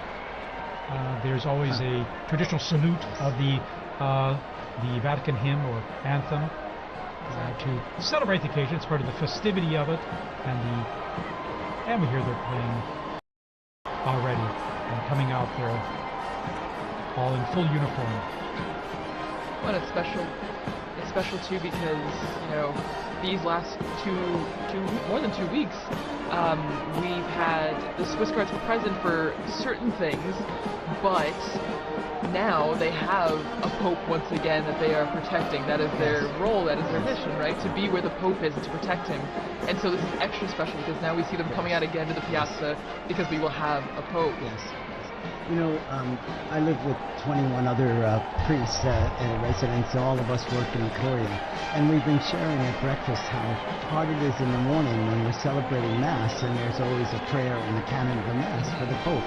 And, you know, we now have to skip over that. And it's like your tongue doesn't stop, you know. So now we can pray. Exactly. Well, our pray for us. That's right. Exactly. Intercede in ways. That I'm sure. We hope and pray No, for sure. So again, the bands here will be coming in and playing the anthems, the hymns when the new Pope appears, just like the Urbi et Orbi on the Easter, Christmas, or solemn occasions. That's right. And so it's to be expected at this time, and we'll probably have another, it's at least a half hour before earliest the new Pope will appear from the second hour. But also during this time too, there will be prayer too, and certainly the new Pope will be praying, but also the cardinals will be praying with him too. And we will all be Yes, praying of as course, well. yes, Everyone in the yes. square will be Yes, praying yes, exactly. around the world. All of you watching and listening from home, will you join in prayer as well for this moment? And You can be sure even the new Pope hears all this in the background because it's a lot of strong sound that's coming up there and propagating up into the areas there, in the buildings and just outside the loggia there as well. You can hear that, know that, and experience it. right, The that's sounds right. of the streets, the sounds of the square. Well, and it must be a sign of, I mean, they must feel encouraged hearing the cheers, the music, because this is a big moment for anyone, and then to come out into the loggia and see thousands upon thousands of people. I mean, if public speaking is not your thing, that would be very intimidating. And so to hear the support of the band and the people clapping and cheering must be extra special for that person. Absolutely, a huge encouragement as well, apart from the weight of the office and accepting and realizing the challenge, the immense challenge that we'll be taking on and responsibility, but encouraged by what is the fanfare we're seeing and hearing in St. Peter's Square. And as I mentioned, the crowds are filtering in. Go through their security check before that, but the square is slowly filling up there with people coming in last minute to be here. Of course, they're lucky they have time because we have about this almost 1 hour before the new Pope will appear. And so we see in the blue there the gendarmes, the Vatican gendarmes and the band they have there, and then of course the Swiss Guard in uniform there in position. So Well, and just again behind the scenes, looking back behind all the process that's happening, I think is so interesting to think we're seeing the crowds waiting, cheering, trying to keep spirits up while they wait the hour or more until we know who the Pope is. And I think, as we're talking about, prayer is also a central part of this aspect as well.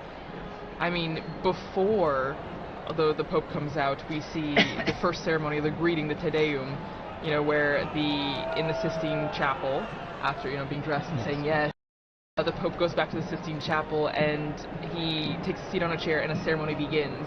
And it's introduced with a greeting from the senior cardinal of the Order of Bishops, and then they read a passage from the Gospel, which, as we talked about with Liz and also Dr. O'Donnell, I mean, it grounds the mission of the Pope, the office of the Pope in the Gospel, in the message that Christ gave to Peter, feed my sheep, tend to my... So I don't know, it's a really special moment, I think, when you look behind what's happening right now as we wait for the Pope. And speaking of the ground, just in the unbroken line of passing the authority and the responsibility of the papacy from Peter all the way on. And now, going on the ground there in the square, we have Sister Nina Krankic, who's from Croatia and is with us there in the square, and she works here at Vatican News and is going to share us tell us more about her own experience there in the square. Sister Nina, can you hear us?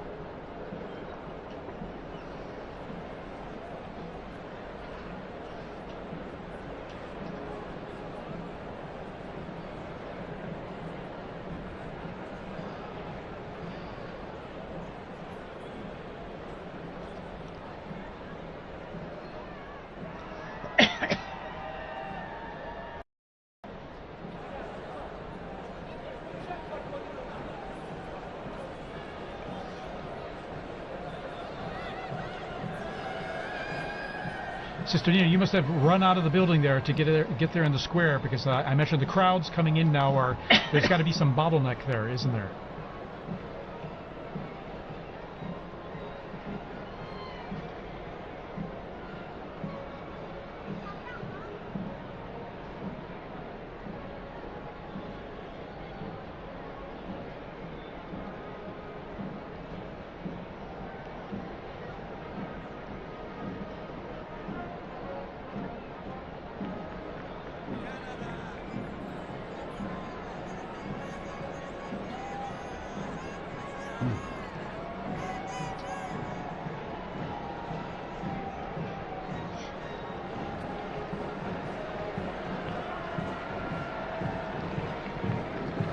So it must feel like a big party almost, I imagine, in some ways, doesn't it?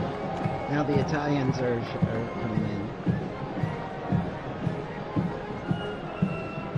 And we can hear the bands there. We see the Italian Carabinieri band that's coming into the square as well.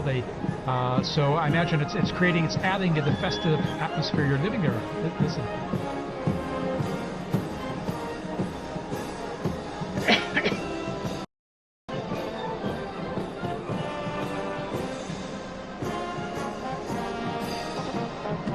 All right, Sister Nina, thanks for giving us that update there, and we look forward to connecting with you there again when possible. We know how it's a little tough with the cell signal there, given all the people communicating live on their cell phones and the networks there being a bit saturated. But thank you, and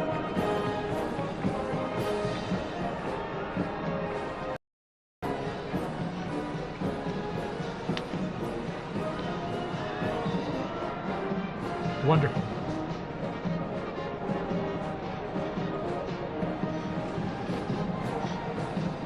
And Sister Nina, by the way, this is your first experience of this type, isn't it? Your first conclave, and so it must be extra special for you.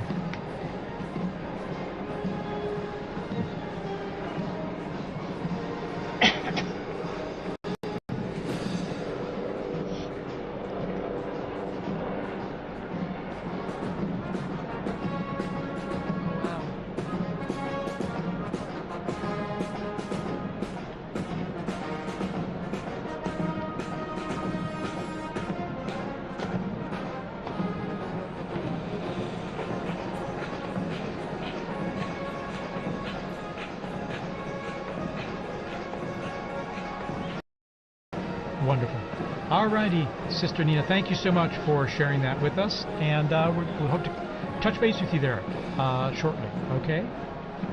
All right, in the meantime, good luck getting in the square there. All right. Well, and continuing as we mentioned before, the atmosphere, but also what we're seeing. You see the bands, Father, as you mentioned, now the Italians as well, coming up the stairs that we often saw the Pope Mobile drive up for general audiences.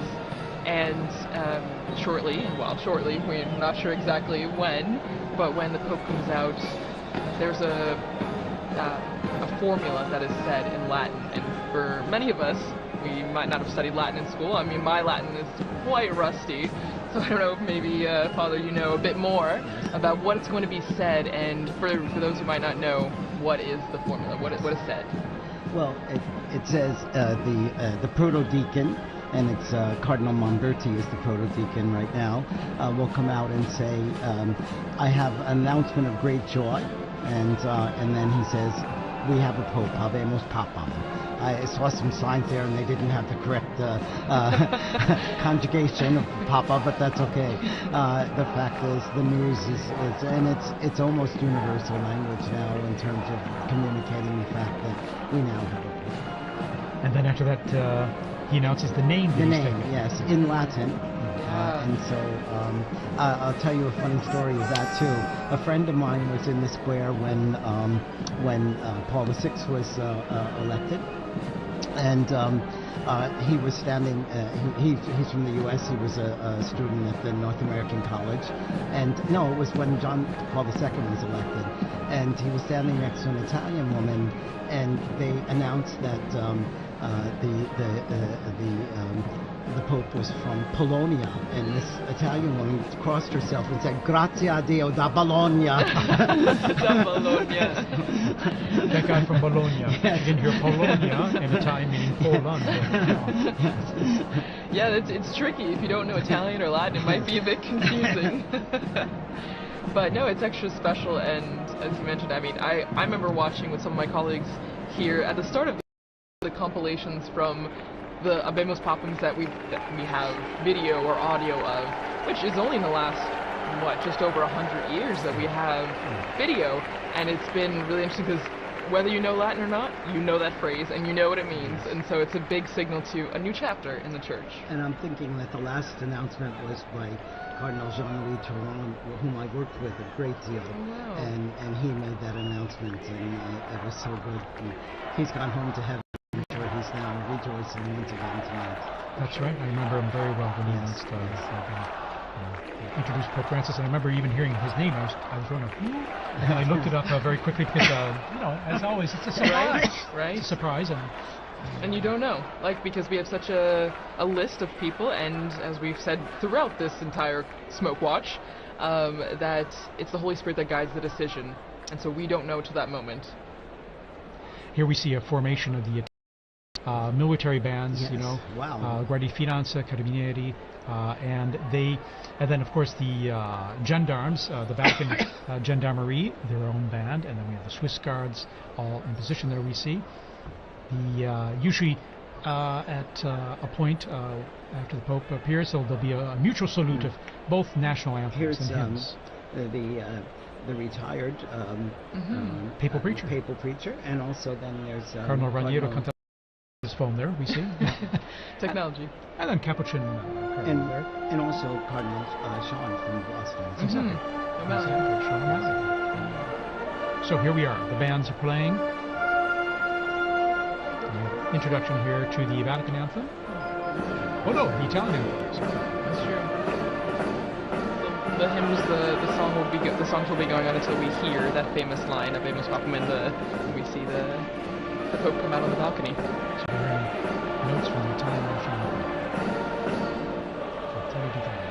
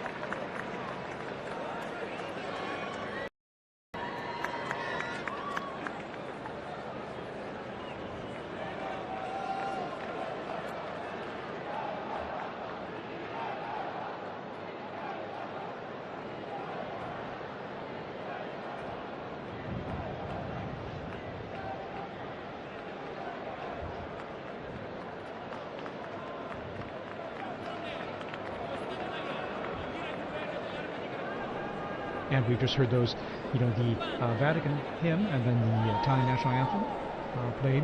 Mutual salute between the two groups of bands.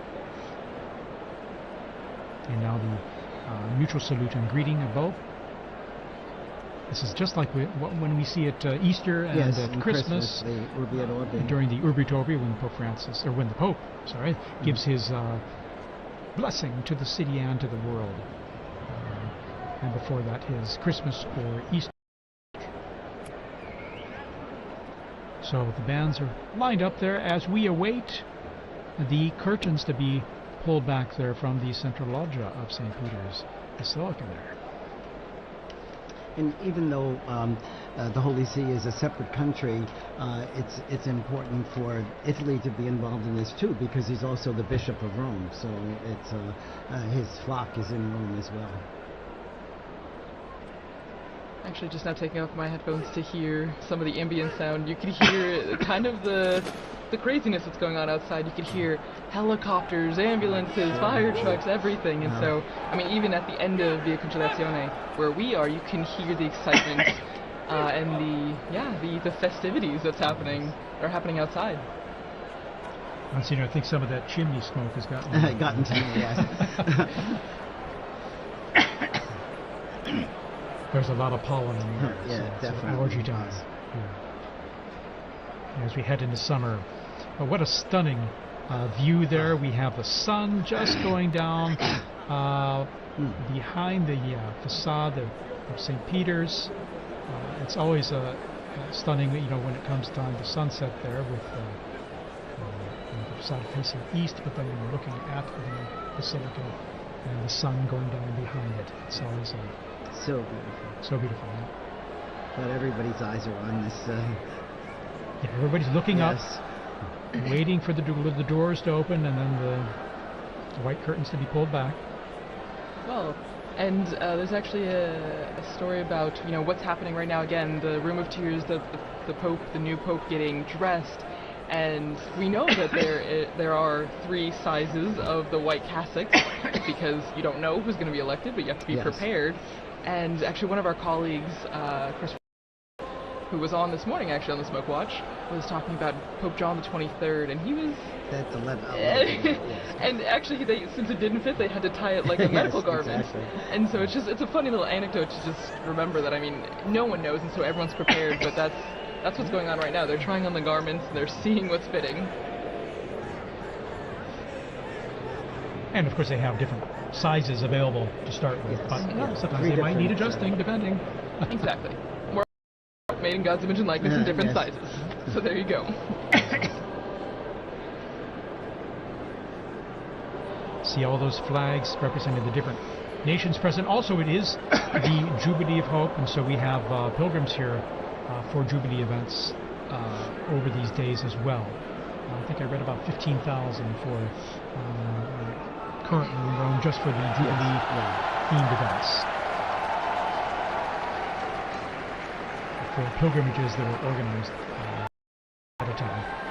Well, and we're hearing from our producer, Francesca Merlo, that they're looking outside our building, and as I mentioned, there's helicopters, but they're blocking off the roads, and that's what Liz was mentioning too, that people are stopping, and they're just trying to get to the square as fast as they can. So it's a moment of organized chaos a bit in the square and around the Vatican. We have reports that there are people literally running to get into the square. And they will eventually, as they go through the checks and controls there. They do an extraordinary job of the crowd control as well, with these many people coming into St. Peter's Square and avoiding any potential problems or issues due to that. So. Well, and that is, you have to think that, I mean, maybe everything has a purpose, right? Everything has a reason, because we have this time in between the white smoke. Maybe also for everyone to get to the square. It's a dual-edged sword. The new Pope is being prepared and ready to go to the loggia, but it's also to let everyone who can get to the square to be there for that special moment. And we're seeing it with our Vati drone footage here, as I'd like to call it. And you can see the square there. It's just wonderful. You can get a sense of the crowds, and then on the people kind of streaming in from the main avenue to the Conciliazione and some of the side streets there. About the universality of the church, I just got a message from a UN official in Gaza who's listening to this transmission, and so you could see how connected people are, and how grateful they are to be able to hear Vatican news as well. Yeah, of course. We're grateful to have you here to say some nice, intelligent things for us. I don't know. As well as and give us some interesting input on all, and to share this experience. As you see, our drone footage there shows our Vati drone is showing the avenue there filling up with people, and as they come closer to the square, then they just go through a check there. And all the flags are ready. And Thaddeus, since you've been, this is your third conclave in Rome. In Rome, yes. And well, so I haven't been a conclave elsewhere. No, but you've been in Rome. Yes. Oh, yeah. But have you ever had the opportunity, because I know working here, we're always pretty much in here, but have you ever had the chance to run out to the square or see the excitement? For Pope Benedict, I was up there on the colonnade there. If you're looking here on the footage here, you can see here on the left side there on that colonnade there where the statues are, on top of the Charlemagne wing of the colonnade. I was up there and able to just view from that position where all the photographers, videographers were, or most of them anyway, accredited to go out and greet the crowds and give his blessing. And I remember, this is a strange thing, but after that event, going back into the Vatican and running into Cardinal Jorge Bergoglio. Oh my gosh. This is long after probably about an hour after the blessing was given at the end of the. And I remember it distinctly because I knew the faces of all the cardinals, and so it was a. Little did you know. Little did I know. Little did I know. And then when there we see some of the cardinals there. There's Cardinal. I think that's. And we see, and then. Cantalamessa. O'Malley. The cardinal non-electors. Yeah, exactly. They're over 80, and so there's they're non-electors. Sister Petrina, the head of the Governatorato now. And that's Archbishop Fisichella as well, I think. And we see the secretary of the dicastery for communication, Monsignor Luis, as well. Anyway. Well, and so that is, was it? I mean, obviously it's very different being inside here. But the excitement is still pretty much the same, being on the braccio, the colonnade, and being very here. much so, because you're seeing things up close, and not only into the bells I was mentioning earlier that you hear very clearly and loudly, but then seeing from a unique angle, almost at below the level of the central loggia, but higher up from down in the square. In 2013, then I remember I was down the street on the Conciliazione looking out the window at the crowds on Via della Conciliazione, and I could see the central loggia from which Pope Francis appeared then in 2013. So that was my other experience, per se, and a unique one at that. And now here in our studio here, right close to the action there. Exactly. It's a third privileged experience. Again, what's really... you really feel is the excitement of it, and the joy of having a new pope, but then also the expectation. Who's it going to be? Right. And I remember with Pope Benedict, it was a bit, the weather was a bit cloudy and cool then. I mean, this is a day of just brilliant sunshine, mild temps. Of course, we're in May, and so things warm up here quite a bit and pretty quickly. When Pope Francis was elected, I was helping out at an English-speaking parish in Geneva, in addition to my other work. And the pastor had asked me to give a talk to the parents of the First Communion children. And we got the news just as I was ready to start the talk. So I knew tonight I'm not going to get anything else done with this. Wow, so you've gotten the announcement in different places all around the world. Yes. No, that's amazing. And every time just a tad different. And joining us, Father Paul Samasumo, who's from Zambia, and he's head of the English Africa section here at Vatican News and the Dicastery for Communication. Father Samasumo, good to have you here. Many of our listeners who listen to the liturgies will recognize your voice as well as you do the commentaries for the papal events. How's this experience for you now? Thanks, TJ. Actually, I've been here all day, and then I went outside to meet someone, and you won't believe I got blocked. I could hardly come in. I've been trying to come back for the last 10 minutes, but fortunately the security forces allowed me when I showed my badge, and people are just running into the square. It's amazing. It's my first conclave. I've never... I came in just after Pope Francis had been elected. So this is quite an experience for you. It is an experience for me as well, yeah. Absolutely. Amazing. Even just the moments leading up to this experience. I live in a house where some of the cardinals also were staying before they moved to Santa Marta.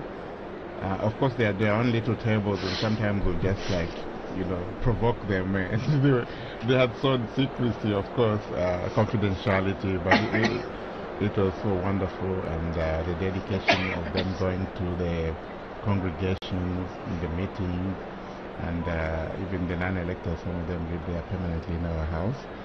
And we have some of the staff who have been helping. They had to also do the swearing in, so that they would be...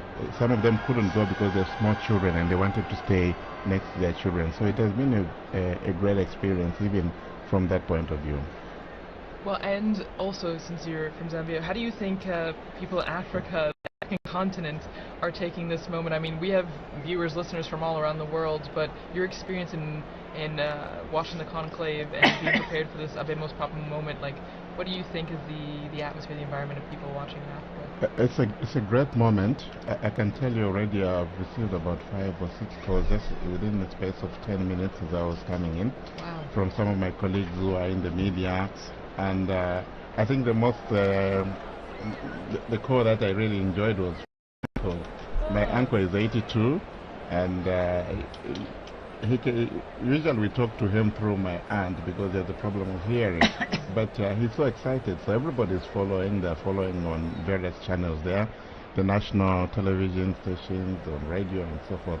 It's a great moment, and knowing Africa, they've always been fascinated by the popes. I remember even from a time when I was a young boy myself in catechism, so the anthem, the papal anthem. Really? Yeah.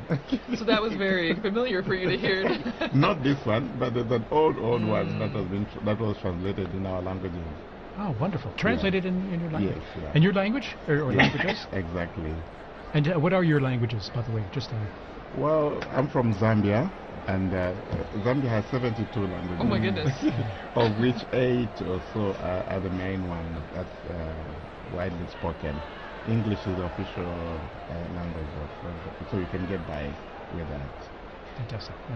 I imagine people tune in even to our live streams, even if it's in Italian, Latin, or with your translation in English. I imagine it's a way to connect people.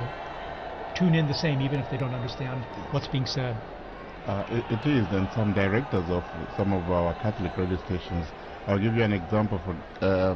In Kenya, about 11 Catholic radio stations. Wow. So they've been asking, what time is the smoke? Why are we having the smoke? Yeah. Well, and it's really interesting now that we have you, Father Paul, in here, because as we heard from Father Bob, we had a message from Gaza, listening there, and then now you hearing messages from all over, and Exactly. so it's the wide-reaching effect of this moment, and as the message or the theme that we've seen throughout our conversation has been universality, and how this is not just for people here in Rome, and not just for Catholics, for people everywhere. In fact, I'd like to thank people around the globe tuning into our live stream here. Maybe you're watching on a local or a national network, local Catholic radio, wherever you're listening. Thanks for joining us here. We're going to be providing you with all the information we can as we await this historic moment to find out who the new Pope is. And we'll know pretty soon. It's been about about a half hour or so since the close smoke. to an hour. An hour. An hour? Okay. It was around 6 Time o'clock, flies. Rome Okay, time. there you are. It was 6:07 or something. Something like So that. any moment now there. And we see the crowds are coming in to the square, still streaming in, slowly but surely. On the sides there, you can see on the right side and the left side, going through the checks there, and then coming into the square, and they can all see things pretty well because there are these big television screens and good high-res ones too in the square and along the Conciliazione Avenue leading into the square. So many people, they can see just what we're seeing all together here. These same images and coverage. Sometimes there's some text message or some subtitling there and info for them, but they can get a good idea of what's happening even if they're not up close, thanks to the nice new technology we have out there. Well, and I'm sure, as we all talked about before, you would also, I'm sure, have experience with this, but using like the screens in the square, us doing this commentary, and you have to imagine that social media is blowing up with this moment, you know? Oh, yes. I mean, everyone that's in the square is live streaming, I'm sure, taking videos, taking pictures, and so the news is spreading even faster than it would have 10, 20, 30 years ago. Exactly. Even just here in Rome, you know, just the streets, the cafes. What I found interesting is, I'm sure you've seen the guys that sell trinkets and stuff. Some of them are from Senegal or from Bangladesh and so forth. And when the smoke came out, this guy asked me, "Do we have a pope?" And he said, "Do we have a pope?" I thought most of them are Muslims, but that kind of interest is really very touching. And I found very moving, to be honest. Yeah, absolutely. I have another story on that. When Pope John Paul II died, I told you I was and I had to go through Senegal. So in Dakar, there was this long line that I was waiting to go in through immigration, and the guard pulled me out and said, "You know, the Pope has died." I said, "Yes, I know." You know. So then he said, "You come up to the front," and then he brought me to the official, and he said, "You must have this father go through now because the Pope has died." And then he told me that he had a chapelet, a rosary from John Paul II because he was part of the police when John Paul II visited Dakar. Next morning, 5 o'clock, I'm back in the line because I have to then fly to Gambia. And again, he came, pulled me out of the line, got me through, is everything okay with you? You know, it was really amazing. But you see, again, what the Pope means to so many people. And he told me he was Muslim, but, you know, he was an important religious leader. Right, of course. Again, I'm sure people around the world now are just tuning in, dropping in and out of this broadcast and other broadcasts to see what we're all waiting for with anticipation of who the new Pope is. And that should be very soon now. And we'll know, of course, not only from the video we have here, but then when the crowds let us know with their cheers and applause. It will be we'll all be trying to give you immediately the name of the cardinal, which has now become the Pope. And as I believe, TJ, you mentioned earlier, or no, Father Bob, you mentioned, it will be in Latin. And so we'll all be brushing up on our Latin in between, you know, now and then, so that we will have the name correctly. And then we'll also get to hear the name that the new Pope chooses to be I his think new... the name is always also interesting because it kind of gives this vision of what he wants to do with the purpose. Probably not what he wants to do, but what he, you know, what inspires him. And Father had an anecdote there. I also have when Pope Francis chose the name Francis, one of the Jesuits in Zambia told me, we were so excited because we thought you were chosen Francis Xavier. Yes. And actually it was the next morning that Francis clarified that this was Francis of Assisi. So yeah, it's true, because a lot of people were trying to guess and figure it out. That's right. When he met with journalists, he explained the origin of the name that he took and why. And it's special, like you mentioned about the Pope, right? So it usually drives an idea of what the focus might be for the pontificate, choosing this special name. And we had mentioned earlier, right, that the person, I think it was Liz that mentioned, the person becomes a new person in that sense. The Pope is a new man because he gets rid of the old name, takes on this new name, and he's no longer just whoever, cardinal whoever. He's the Pope of the Universal Church, the Pope that is the symbol of the Church around the world. Not only because, you know, he's known as Pope, but also because of his white cassock that is widely recognizable. you're seeing these camera shots. Those big television screens, people know when they're on camera, and so they have their moment of fame, They're their thrilled. few seconds of fame, waving and greeting everyone there. So it's always kind of fun too. It brings a little involvement and participation for everyone. And it's good that the authorities, I think they planned this very well. You have screens around the Vatican, so that reduces also the congestion.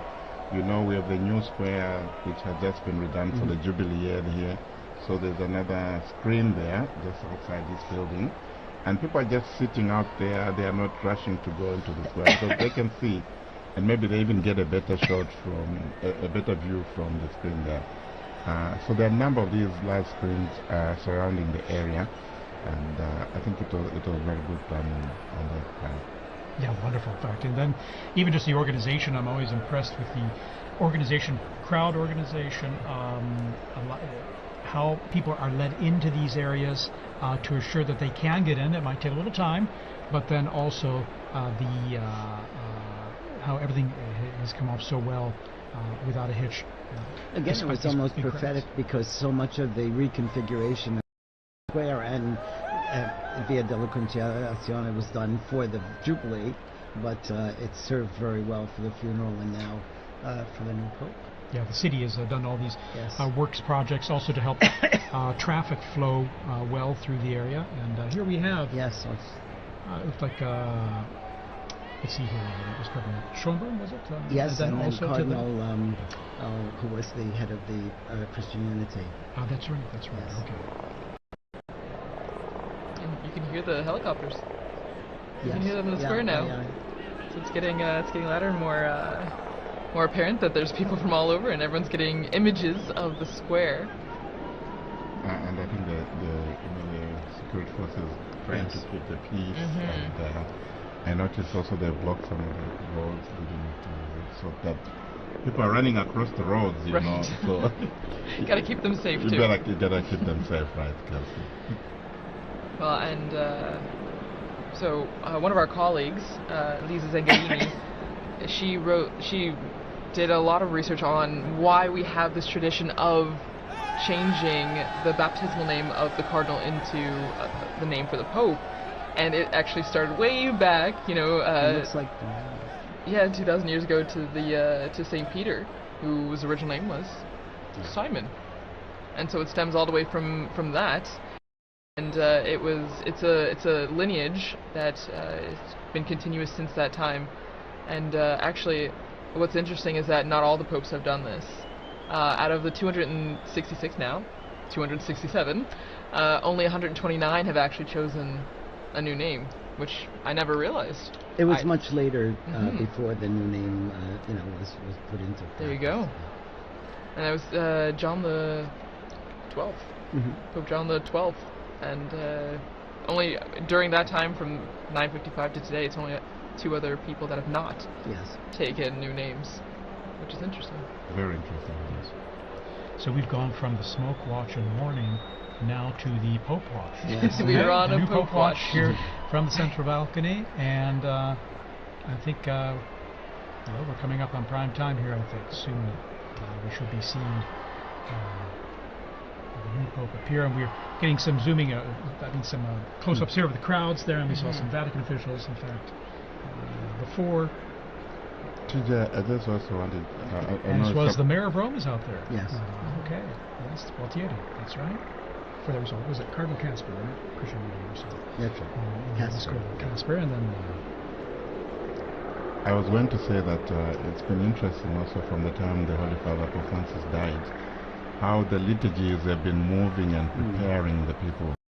In yesterday's Mass, just, the prayers, we implore you, give us a shepherd Yes. pleasing to you, one who will lead us by example and lead us to the gospel truth.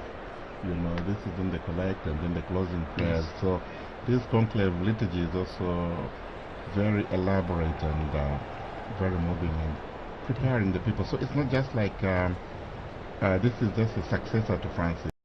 this is actually, a transformation. This is going to be Peter now, who is going to be taking office. That's right. Cardinal Ray said that in his homily, didn't he? And He did. he's been such a gift during this time too, Cardinal Ray. Cardinal Ray's incredible. 92 years old, full of energy and beautiful homilies, really inspiring us and helping us live through this whole ordeal. Very inspiring. At 92. Yes, 91. 92 years old. Amazing. Inspiration, indeed. And then his energy, and also animated as well, in delivering, yes. giving his homilies as well with passion. So I'm always impressed. But so here we are. All right, we got this flag. Someone is just asking me on the phone, do we have the name yet? No. Yes. We will learn with all of you. We're all like everyone else. It must be hard for those cardinals out there now. Right. They're not allowed to tell us. Exactly. That's true. Yeah. Wow. Mom's the word. Mom is the word. And we're just waiting for the appearance. Pope Watch is on high alert. That's right. It could be turned into. It will be a warning soon. It will be. Okay. So. All right. So in some quiet among the crowds now, as this anticipation is sinking in and building. Because I think what they will do as soon as there's they don't let any more people inside to prevent the stampede. That makes sense, yeah. It makes a lot of sense. Again, like you were saying, the safety. Yeah. Safety is a big priority, even though it's Absolutely. exciting. And you see even small children getting excited for this moment on our screen. So from It's the kinda fun. youngest to the oldest. Fun for them, fun for us. Exactly. Too. Yeah. It's as fun for all For us ages. adults. Indeed. And even the Vatican flag. Vatican time. And we're lucky the sun's gone down behind, it looks like behind the Basilica now, so you won't have the sun blinding you as you look at the central balcony of the loggia there. So a bit of anxiety yesterday, when the smoke wasn't coming, and say, what's happening? Why is it taking that long, and so forth. But you could understand. I think, as has been explained, there's so much to do. There was the juramento, there was the homily of Cardinal Cantalamessa as well. Then and then there was also the Vespers as well. So I think you don't understand. But you could just understand also the anxiety and the joy and the excitement surrounding all this. Sure. Yeah. Of course. And then the first time going through the whole process of the voting process, whereas by the time this morning came around, it was all it wasn't anything new. They're going in there to vote, Right. before prayer, of course. I mean, a lot of these flags that we're seeing on the screen as we wait for the Pope, it reminds me a lot of World Youth Day. The same kind of excitement, the same kind of building. You see young people from all over. It's a really beautiful image, and I think is again just a sign of the youthfulness of the church. We talk a lot about the future of the church, which begins with this new Pope, but the young people that are also present at this moment to see the historic aspect of this. It's really beautiful. And we see the internationality, the universality of the Catholic Church. It's a global reality, and we see that in the crowds there in the square. And this we also saw during the funeral of Pope Francis. So many people. Okay, there's movement. Okay. Yes, Here we go. The white curtains are behind the glass door. Now the doors are being opened. And we see first. Here we are. The Cardinal Proto-Deacon. Dominic Lamberti. And he's smiling. He's smiling. He will give us the announcement. Here we are.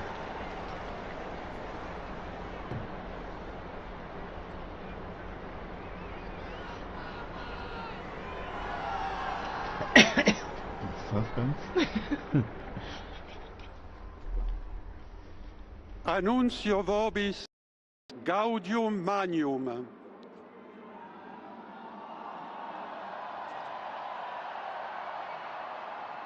Habemus papam.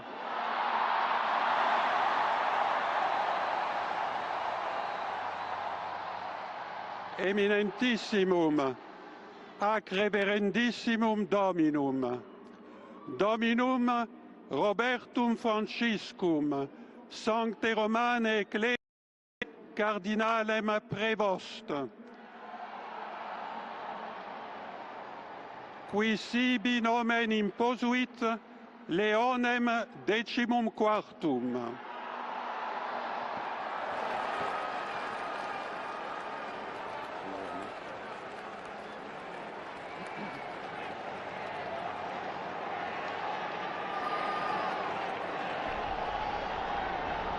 So, it's Cardinal Robert Prevost, who's taken the name of Leo XIV, Pope Leo XIV. Cardinal Prevost is an American, and he spent most of his ministry in Latin America, in Peru, and also in Paraguay. And he's an Augustinian father. He was the provincial in Latin America, and then became the Bishop of Chiclayo in Peru. And he then is also, he became the Superior General of the Augustinian Fathers as well. He's now he's been the prefect of the dicastery for bishops. We see the cardinal electors there appearing on the balcony there as well, with this joy and smiles on their face. A great joy indeed, and well, it wasn't one of those fabulous so to say. What a great joy. It's a wonderful joy. And he's from Chicago, Yes. Illinois. Yes. Okay. An American. An American. An American. I think that's a historic moment. It sure. is truly, truly historic. And you can see all the cardinals on the different Yes. balconies there. For our radio listeners, you may not be able to see this, of course, but they're appearing on all the balconies to the left and right of the central balcony. All of them clearly standing out with their red vestments and smiles, and Waiting to again, for all of us to greet this new Pope as A well. very new pope. Which now we know his name. Cardinal Robert Prevost, Augustinian, Amazing. and has served as prefect of the dicastery for bishops. A native of Chicago, Illinois, in the United States.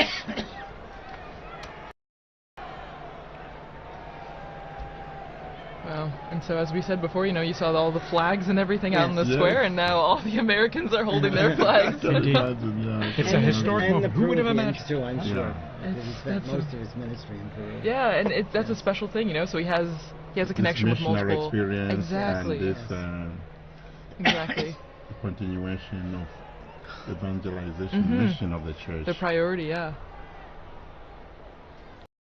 So you can see still the like little pockets of red where all the Yes. cardinals are standing on the Yeah. balconies.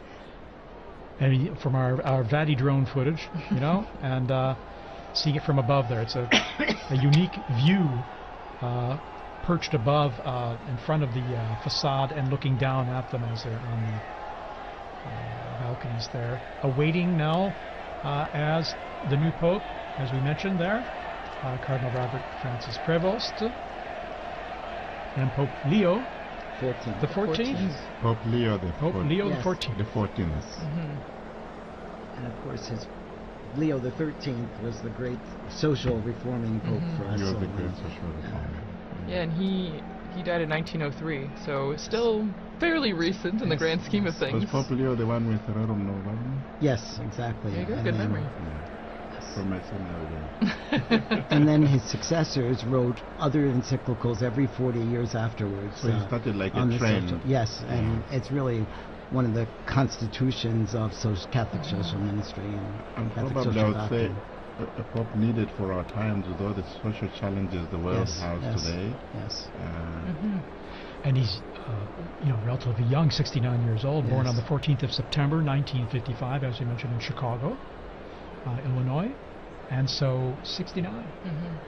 Well, and Father Paul, as you were just saying, I agree, and maybe Father Bob, you can really stress this point because you work in The social dicastery for humanitarian. Exactly. Integral human development. This is an important aspect Yes. of the church. Yes. The Catholic social, the Yes. Catholic social teaching, I Yes. think, is important, Very. and it's often called the untold story of the church, Yes. or perhaps the hidden secret of the church.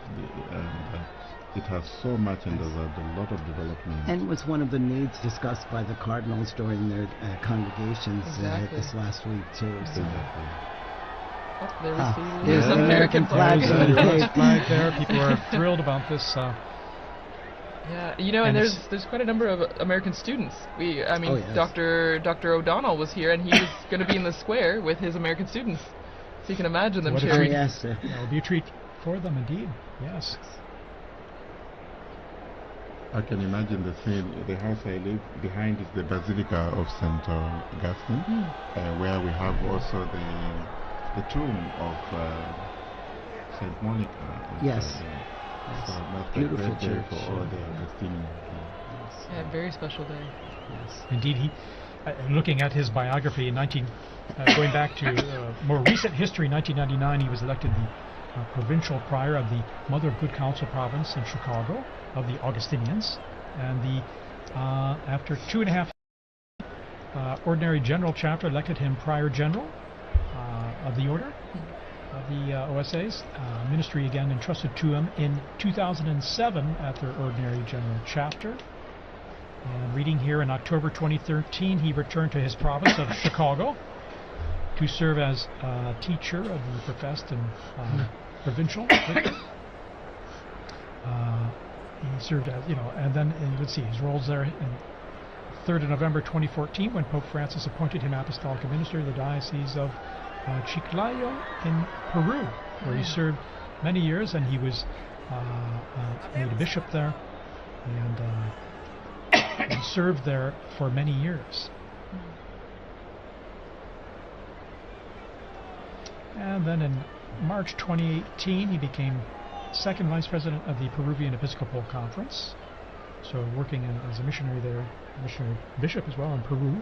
Here we're seeing these beautiful shots of the Vati drone there, of at the same level almost of those balconies, and all the cardinals kind of crowded in those balconies. And they look like they have the same anticipation that we do. Exactly. Any moment now, Pope Leo XIV will be appearing. Pope Leo XIV. Will be appearing from that balcony. Well, Leo XIV. Looking again at his the person he took the name from before, Leo the 13th. He actually, Pope Leo XIII had the third longest papacy, well, verified papacy that we know of, behind Peter, the apostle, and then John Paul II. So one from way back in church history and one from our very recent history. Long live the Pope. Exactly. No, and even on the screens now you can see a lot of people climbing up on the what are they? The lampposts in St. Peter's Square, craning, yes, just trying to get a good view of the new Pope. And there we have the cardinals. These are the cardinal electors, right? Mm-hmm, right. The ones that helped make this decision. Yes. Which, since we had 133 cardinal electors, then we had to have a majority of 89 cardinal electors to vote for cardinal. I found intriguing the fact that the voting takes place in the Sistine Chapel, where you have the last judgment. Right. So whatever you do, whatever you decide, that's between you and the Lord. Yes. Because the weight of the responsibility is so great. So very fitting, very telling, eh? Well, and before you came in, Father Paul, Dr. Lislev was talking about the Pauline Chapel, and that's where the new Pope, now Pope Leo the 14th, when he will walk down this hallway in the chapel, and at the end of the chapel is an image of Peter crucified upside down, but the artist turned his head so that when the new Pope is walking down the hallway, Peter's eyes are following. Here we are. There we are. Pope Leo XIV is now appearing, coming to the central loggia of the Basilica. Very special moment. Very special moment. And here he is. There he is, Cardinal. And the applause going up, the greeting, the waving, big the smiles. smiles. How amazing. How amazing. And Dr. Lislev was also talking about the symbolism of the red that he's wearing. You know, it is a sacrificial role, and that is the symbol of the cloth that he's wearing right now. And we see this beautiful close-up view from the side there, at the same level as the loggia. Of Leo XIV. Of Leo XIV. Amazing. Smiling, Smiling and Pope, yeah. you can see who wouldn't be taken by the moment. And, I think going overcome through with his emotion. mind, you know, the weight of Yeah. this responsibility. oh yeah. On his face. You can Oh, see it on his absolutely. face. Amazing. After this, you're never the same person. No. And we're hearing the bands below, the mutual salute of the anthems, the hymns of the Vatican hymn and the Italian national anthem, as we do traditionally through Easter and Christmas, as we've mentioned. And after this, now Pope Leo XIV, he will give a greeting and his first apostolic blessing, the Urbi et Orbi, to the city and to the whole world. So that blessing extends to everyone who is watching, everyone who is listening, your family, wherever you are. It's a great moment to prepare ourselves for this first blessing. This most solemn blessing, you can just feel and see the emotion on his face. Yeah.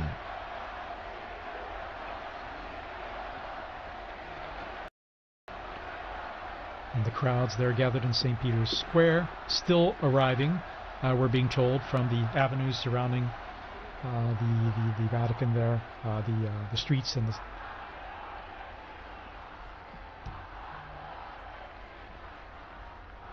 So just getting messages here, congratulations, God bless the Pope.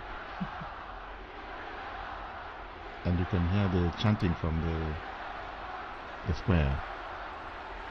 Long live the Pope. Viva el Yeah. Papa. Viva el Papa. Viva el Papa.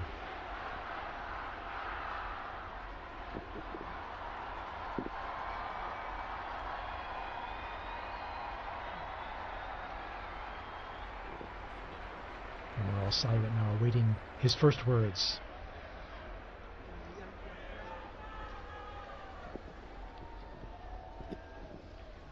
La pace sia con tutti voi.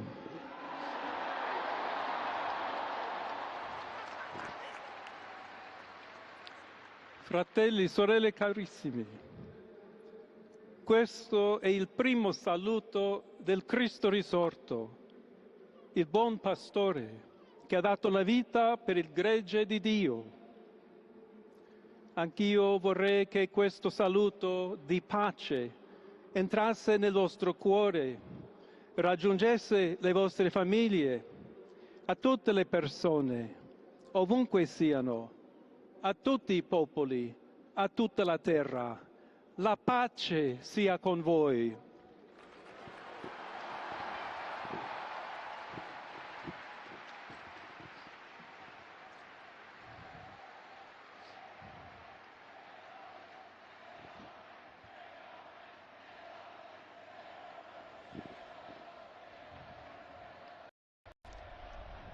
We're just hearing the first words of Pope Leo XIV.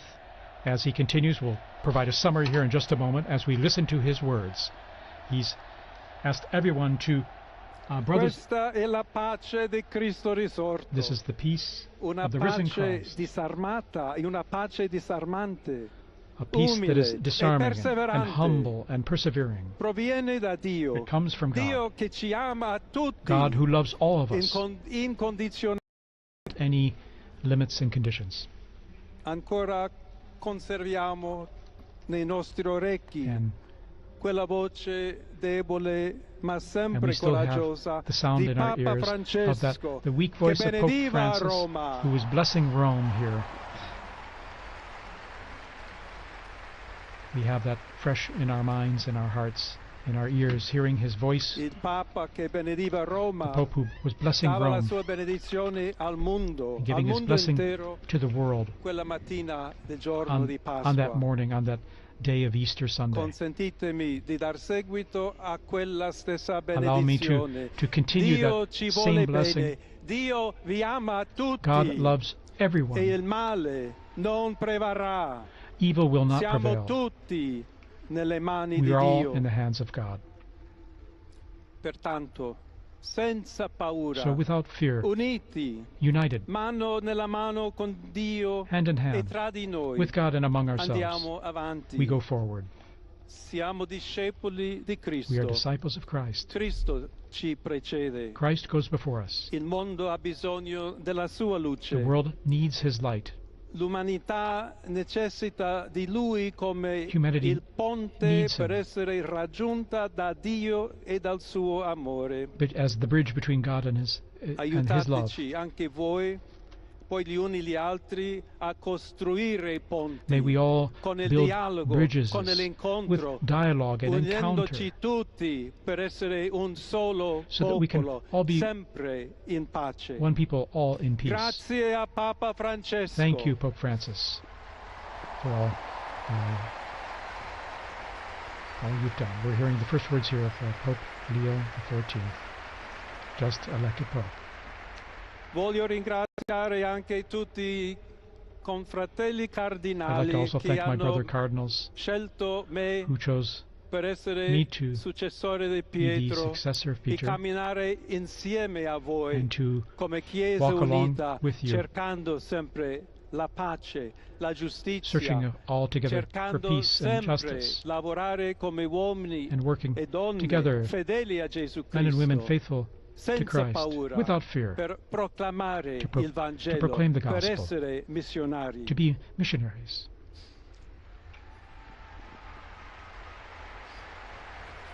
Pope Leo offering these initial words, which we're just translating on the fly here. Un figlio di Sant'Agostino, I'm a son of Saint Augustine, Agostiniano, and I'm an Augustinian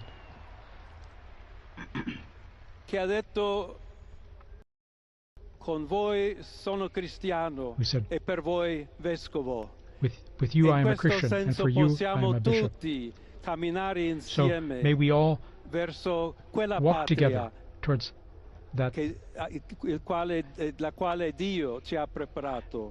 to the place that God has prepared for us. May we walk Alla together, accompany each other. Chiesa To the Church di Roma, of Rome, un saluto speciale. a special greeting. As Bishop of Rome, of course, a special greeting. Dobbiamo cercare insieme come essere We've una got to chiesa look missionaria, at how we can together be a una missionary chiesa church, che costruisce i ponti, a church il that builds dialogo, bridges, sempre aperta a ricevere, that is come always questa open piazza con le to braccia receive aperte a tutti, everyone, tutti coloro just che like in hanno this square, bisogno to receive della everyone, nostra to welcome carità, la everyone, nostra presenza, our charity, il dialogo, our l'amore. dialogue and love. Y se me permiten también una palabra, un saludo And now, a greeting in Spanish.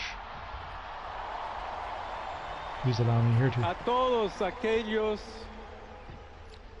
y en modo particular a mi querida diócesis de Chiclayo en el So Perú, to all of you, but especially to the people of my diocese of Chiclayo in Peru, donde un pueblo fiel ha acompañado a su obispo, ha compartido su fe y ha dado tanto para where we seguir had such faithful siendo people accompanying iglesia the fiel de bishop, and we Jesucristo.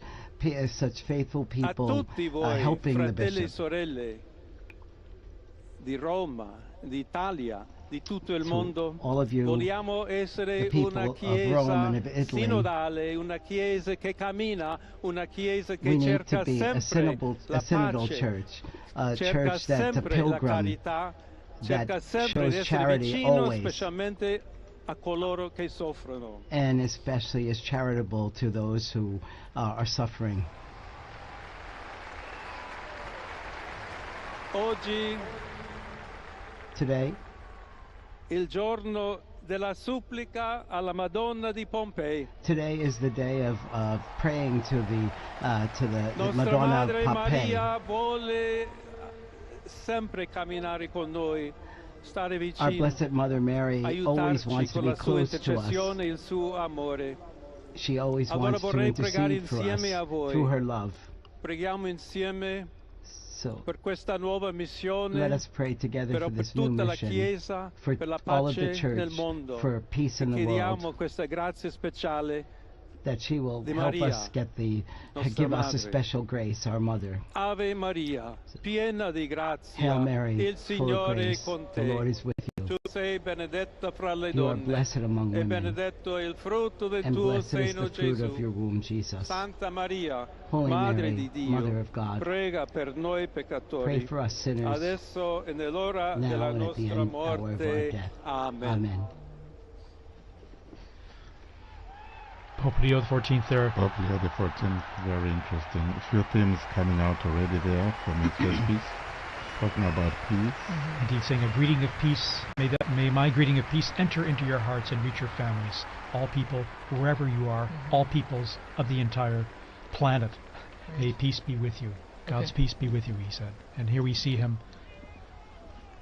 in his, after having given that opening and beautiful words. Continuing to all. also the message of Pope Francis, where he even said in Spanish and Italian, tutti, tutti, Il tutti, Santo todos. Padre Leone, a tutti i fedeli presenti And so And the Pope, Holy e a Father Pope quelli che Leo and ricevono to la all people benedizione in a the mezzo square della and all radio, receiving, della televisione e or delle hearing this altre tecnologie through di new technology, comunicazione, online, everywhere. concede l'indulgenza Offers plenaria his, nella forma the stabilita plenary dalla indulgence Chiesa. and the formula established by the Preghiamo Church. Dio We pray Onnipotente to Almighty God perché conservi a that- lungo il that he Papa a may guida della keep the Pope Chiesa e conceda and pace e protect him unità alla Chiesa and in guide the tutto il Church mondo. and the entire world. Now he'll give this most solemn blessing to the entire world, to all of you joining us. to everyone. So we now prepare ourselves to receive this solemn blessing wherever we are, at home, in your car, at work, wherever you are. Sancti Apostoli Petrus et Paulus, de quorum potestate et auctoritate confimus, So ipsi intercedat pro nobis ad the Dominum. holy apostles Peter Amen. and Paul, Precibus et meritis Beate Mariae semper Virginis, and we also Beati pray Michaelis to the Arcangeli, Blessed Mary, Beati Ioannis Baptiste, to et Sanctorum Apostolorum Petri et John- Pauli et omnium Sanctorum, misereatur vestri omnipotens Deus, et dimissis omnibus peccatis vestris, perducat vos Iesus Christus ad vitam aeternam. Indulgentem, absolutionem et remissionem omnium peccatorum vestrorum, spatium vere et fructuose penitentiae, cor semper penitens, et emendationem vitae, gratiam et consolationem Sancti Spiritus, et finalem perseverantiam in bonis operibus tribuat vobis omnipotens et misericors Dominus. Amen. Et benedictio Dei omnipotentis, Patris et Filii et Spiritus Sancti descendat super vos et maniat semper.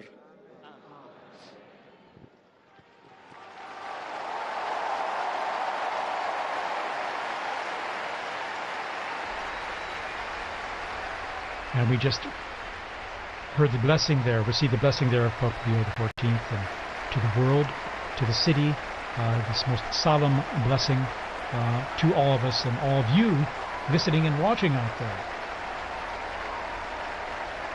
What is interesting, he is smiling, and I found very touching the fact that he made reference to his former diocese in Peru and spoke to them in Spanish.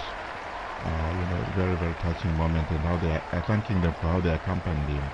And from this moment, I think we all accompany the new Holy Father with our prayers and support.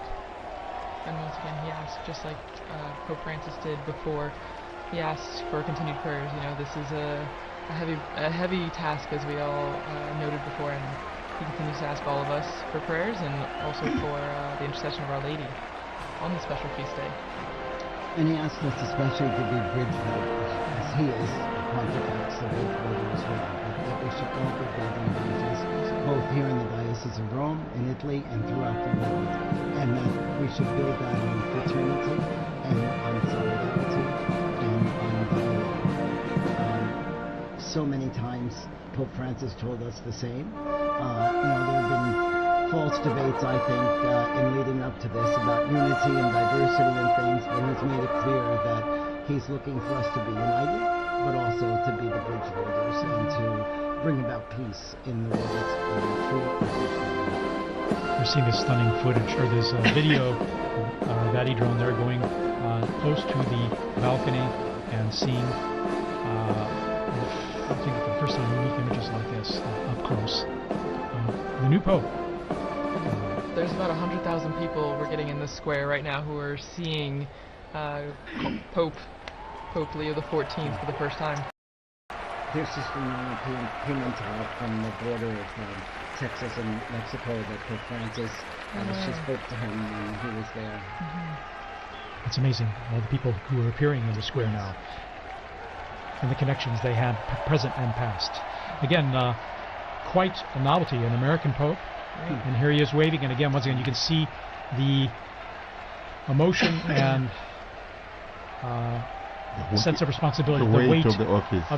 Well, and this is a beautiful view seeing from inside the loggia, looking out what he would see as he waves to the crowds. It's a very interesting place there. I don't know if you remember, we used to do the commentaries from that place. Indeed, commentary positions behind, off to the side of that big hall of blessings, and after those blessings, we would greet the Pope as well, briefly after on Easter or at Christmas. Well, that's our historic moment. The warning is over. We have a new Pope. And Monsignor Vito, you were telling us here about. You were translating the prayer. This is the prayer that is read. The blessing. I'm sorry. So, may the holy apostles Peter and Paul, in whose power and authority we trust, intercede us before the Lord. Through the prayers and merits of Blessed Mary of the Virgin, St. Michael the Archangel, St. John the Baptist, the holy apostles Peter and Paul, all the saints, may Almighty God have mercy on you and forgive you all your sins, and Lord Jesus Christ, bring you to the Spirit. He speaks about the indulgence and the absolution and remission of sins, and he also gives the blessing. I'm not entitled to give them, albeit it will be blessing, but we heard it from him. But again, it's the most solemn blessing that he gives and imparts. And again, in his words, he offered greetings of peace to everyone everywhere, and stressed that he wishes to be a builder of peace in his ministry, and to that we can all be part of that in our own efforts in what we do. And 2 or 3 times mentioning the word missionary, I think probably also echoing his own experience as a missionary bishop, and now a pope. I found also that very touching, this openness to the world. And he's someone who is coming from the outside. He has been in the Korea, and now, so he has both worlds. And this is very interesting and quite assuring, I think, for the church. Well, and he comes from the Americas, so while he is an American by birth, being born in Chicago, he has connections to Peru, and so I think it's a beautiful continuity, between the two, the Americas right there. And as we see on the Vati drone, we're getting a good image of the apostles lined up on St. Peter's, the facade there, and you still see the massive crowds that have gathered, over at least 100,000 people, both in the right there and beyond, past the Conciliazione and our office even. Indeed. And then, again, that embrace of the 2 colonnades is just unique. It has a warm feeling to it of welcoming and embracing those present there in the crowds. Now, we're going to try and go back down to the square there to our own Joseph Tulla. Our roving journalist. Our roving reporter. We're trying to connect with him. Again, it happens that the cell coverage there gets pretty saturated, even if it's pretty extensive. So we're waiting to link up with him to get some direct feedback from him. But while we wait for that, as you were just mentioning, TJ, about the arms of the colonnade, and that ties in perfectly with what Pope Leo XIV was talking about also in his Urbi et Orbi, the blessing and the greeting, where he speaks about we need to be welcoming to all people, tutti tutti tutti, todos todos todos, and so it continues. I mean, you get that welcoming embrace from the square, but then also from our new Pope, which is a continuity also from the late Pope Francis, who initiated that, with his famous line, todos, todos, todos. Exactly. Everyone is welcome. It was interesting that he said, for you, I'm a bishop. With you, I'm a Christian. Yes. That was really beautiful. A quotation from St. Augustine, I think, yeah? Well, and it's true. It's a nice, it's a good way to identify himself, that we're all Christians, but he's also a shepherd when he was a bishop, but then now as the Bishop of Rome and the head of the Catholic Church. Again, embracing everyone, inviting everyone, basically underscoring the unity that brings us together, both Christians, non-Christians, everyone. And it means, TJ, we are going to see that unity we are talking about in the synodality. He did refer to synodality as well. He did. And that word meaning talking to, hearing everyone's opinion and dialoguing together, listening to one another. That's what, in a sense, the basics of synodality, in terms of listening to one another and seeing where we can talk about things and come to understand one another and where we're coming from and maybe the best way to go forward together. And we're going to be on, just to let you all know, we're going to be on the air here for a little while longer, at least another, probably about an hour here, to provide more updates on what's happening and trying and to connect to St. Peter's Square there with our own Joseph Tulloch. We're trying to get through there, and once we get through, we're going to chat with them and get some a sense of what it's like out there. I mean, the crowds are still there, although the square is slowly starting to empty now, and we're seeing the bands there that just performed leaving, and again an incredible moment. It's amazing to have a pope from North America, United States, but one who's also lived and worked internationally, as we mentioned, Peru, and then here at the Vatican. In fact, his Italian is very fluent. We're going to take a little break here, little musical interval, and we're going to come back just shortly here. So stay tuned.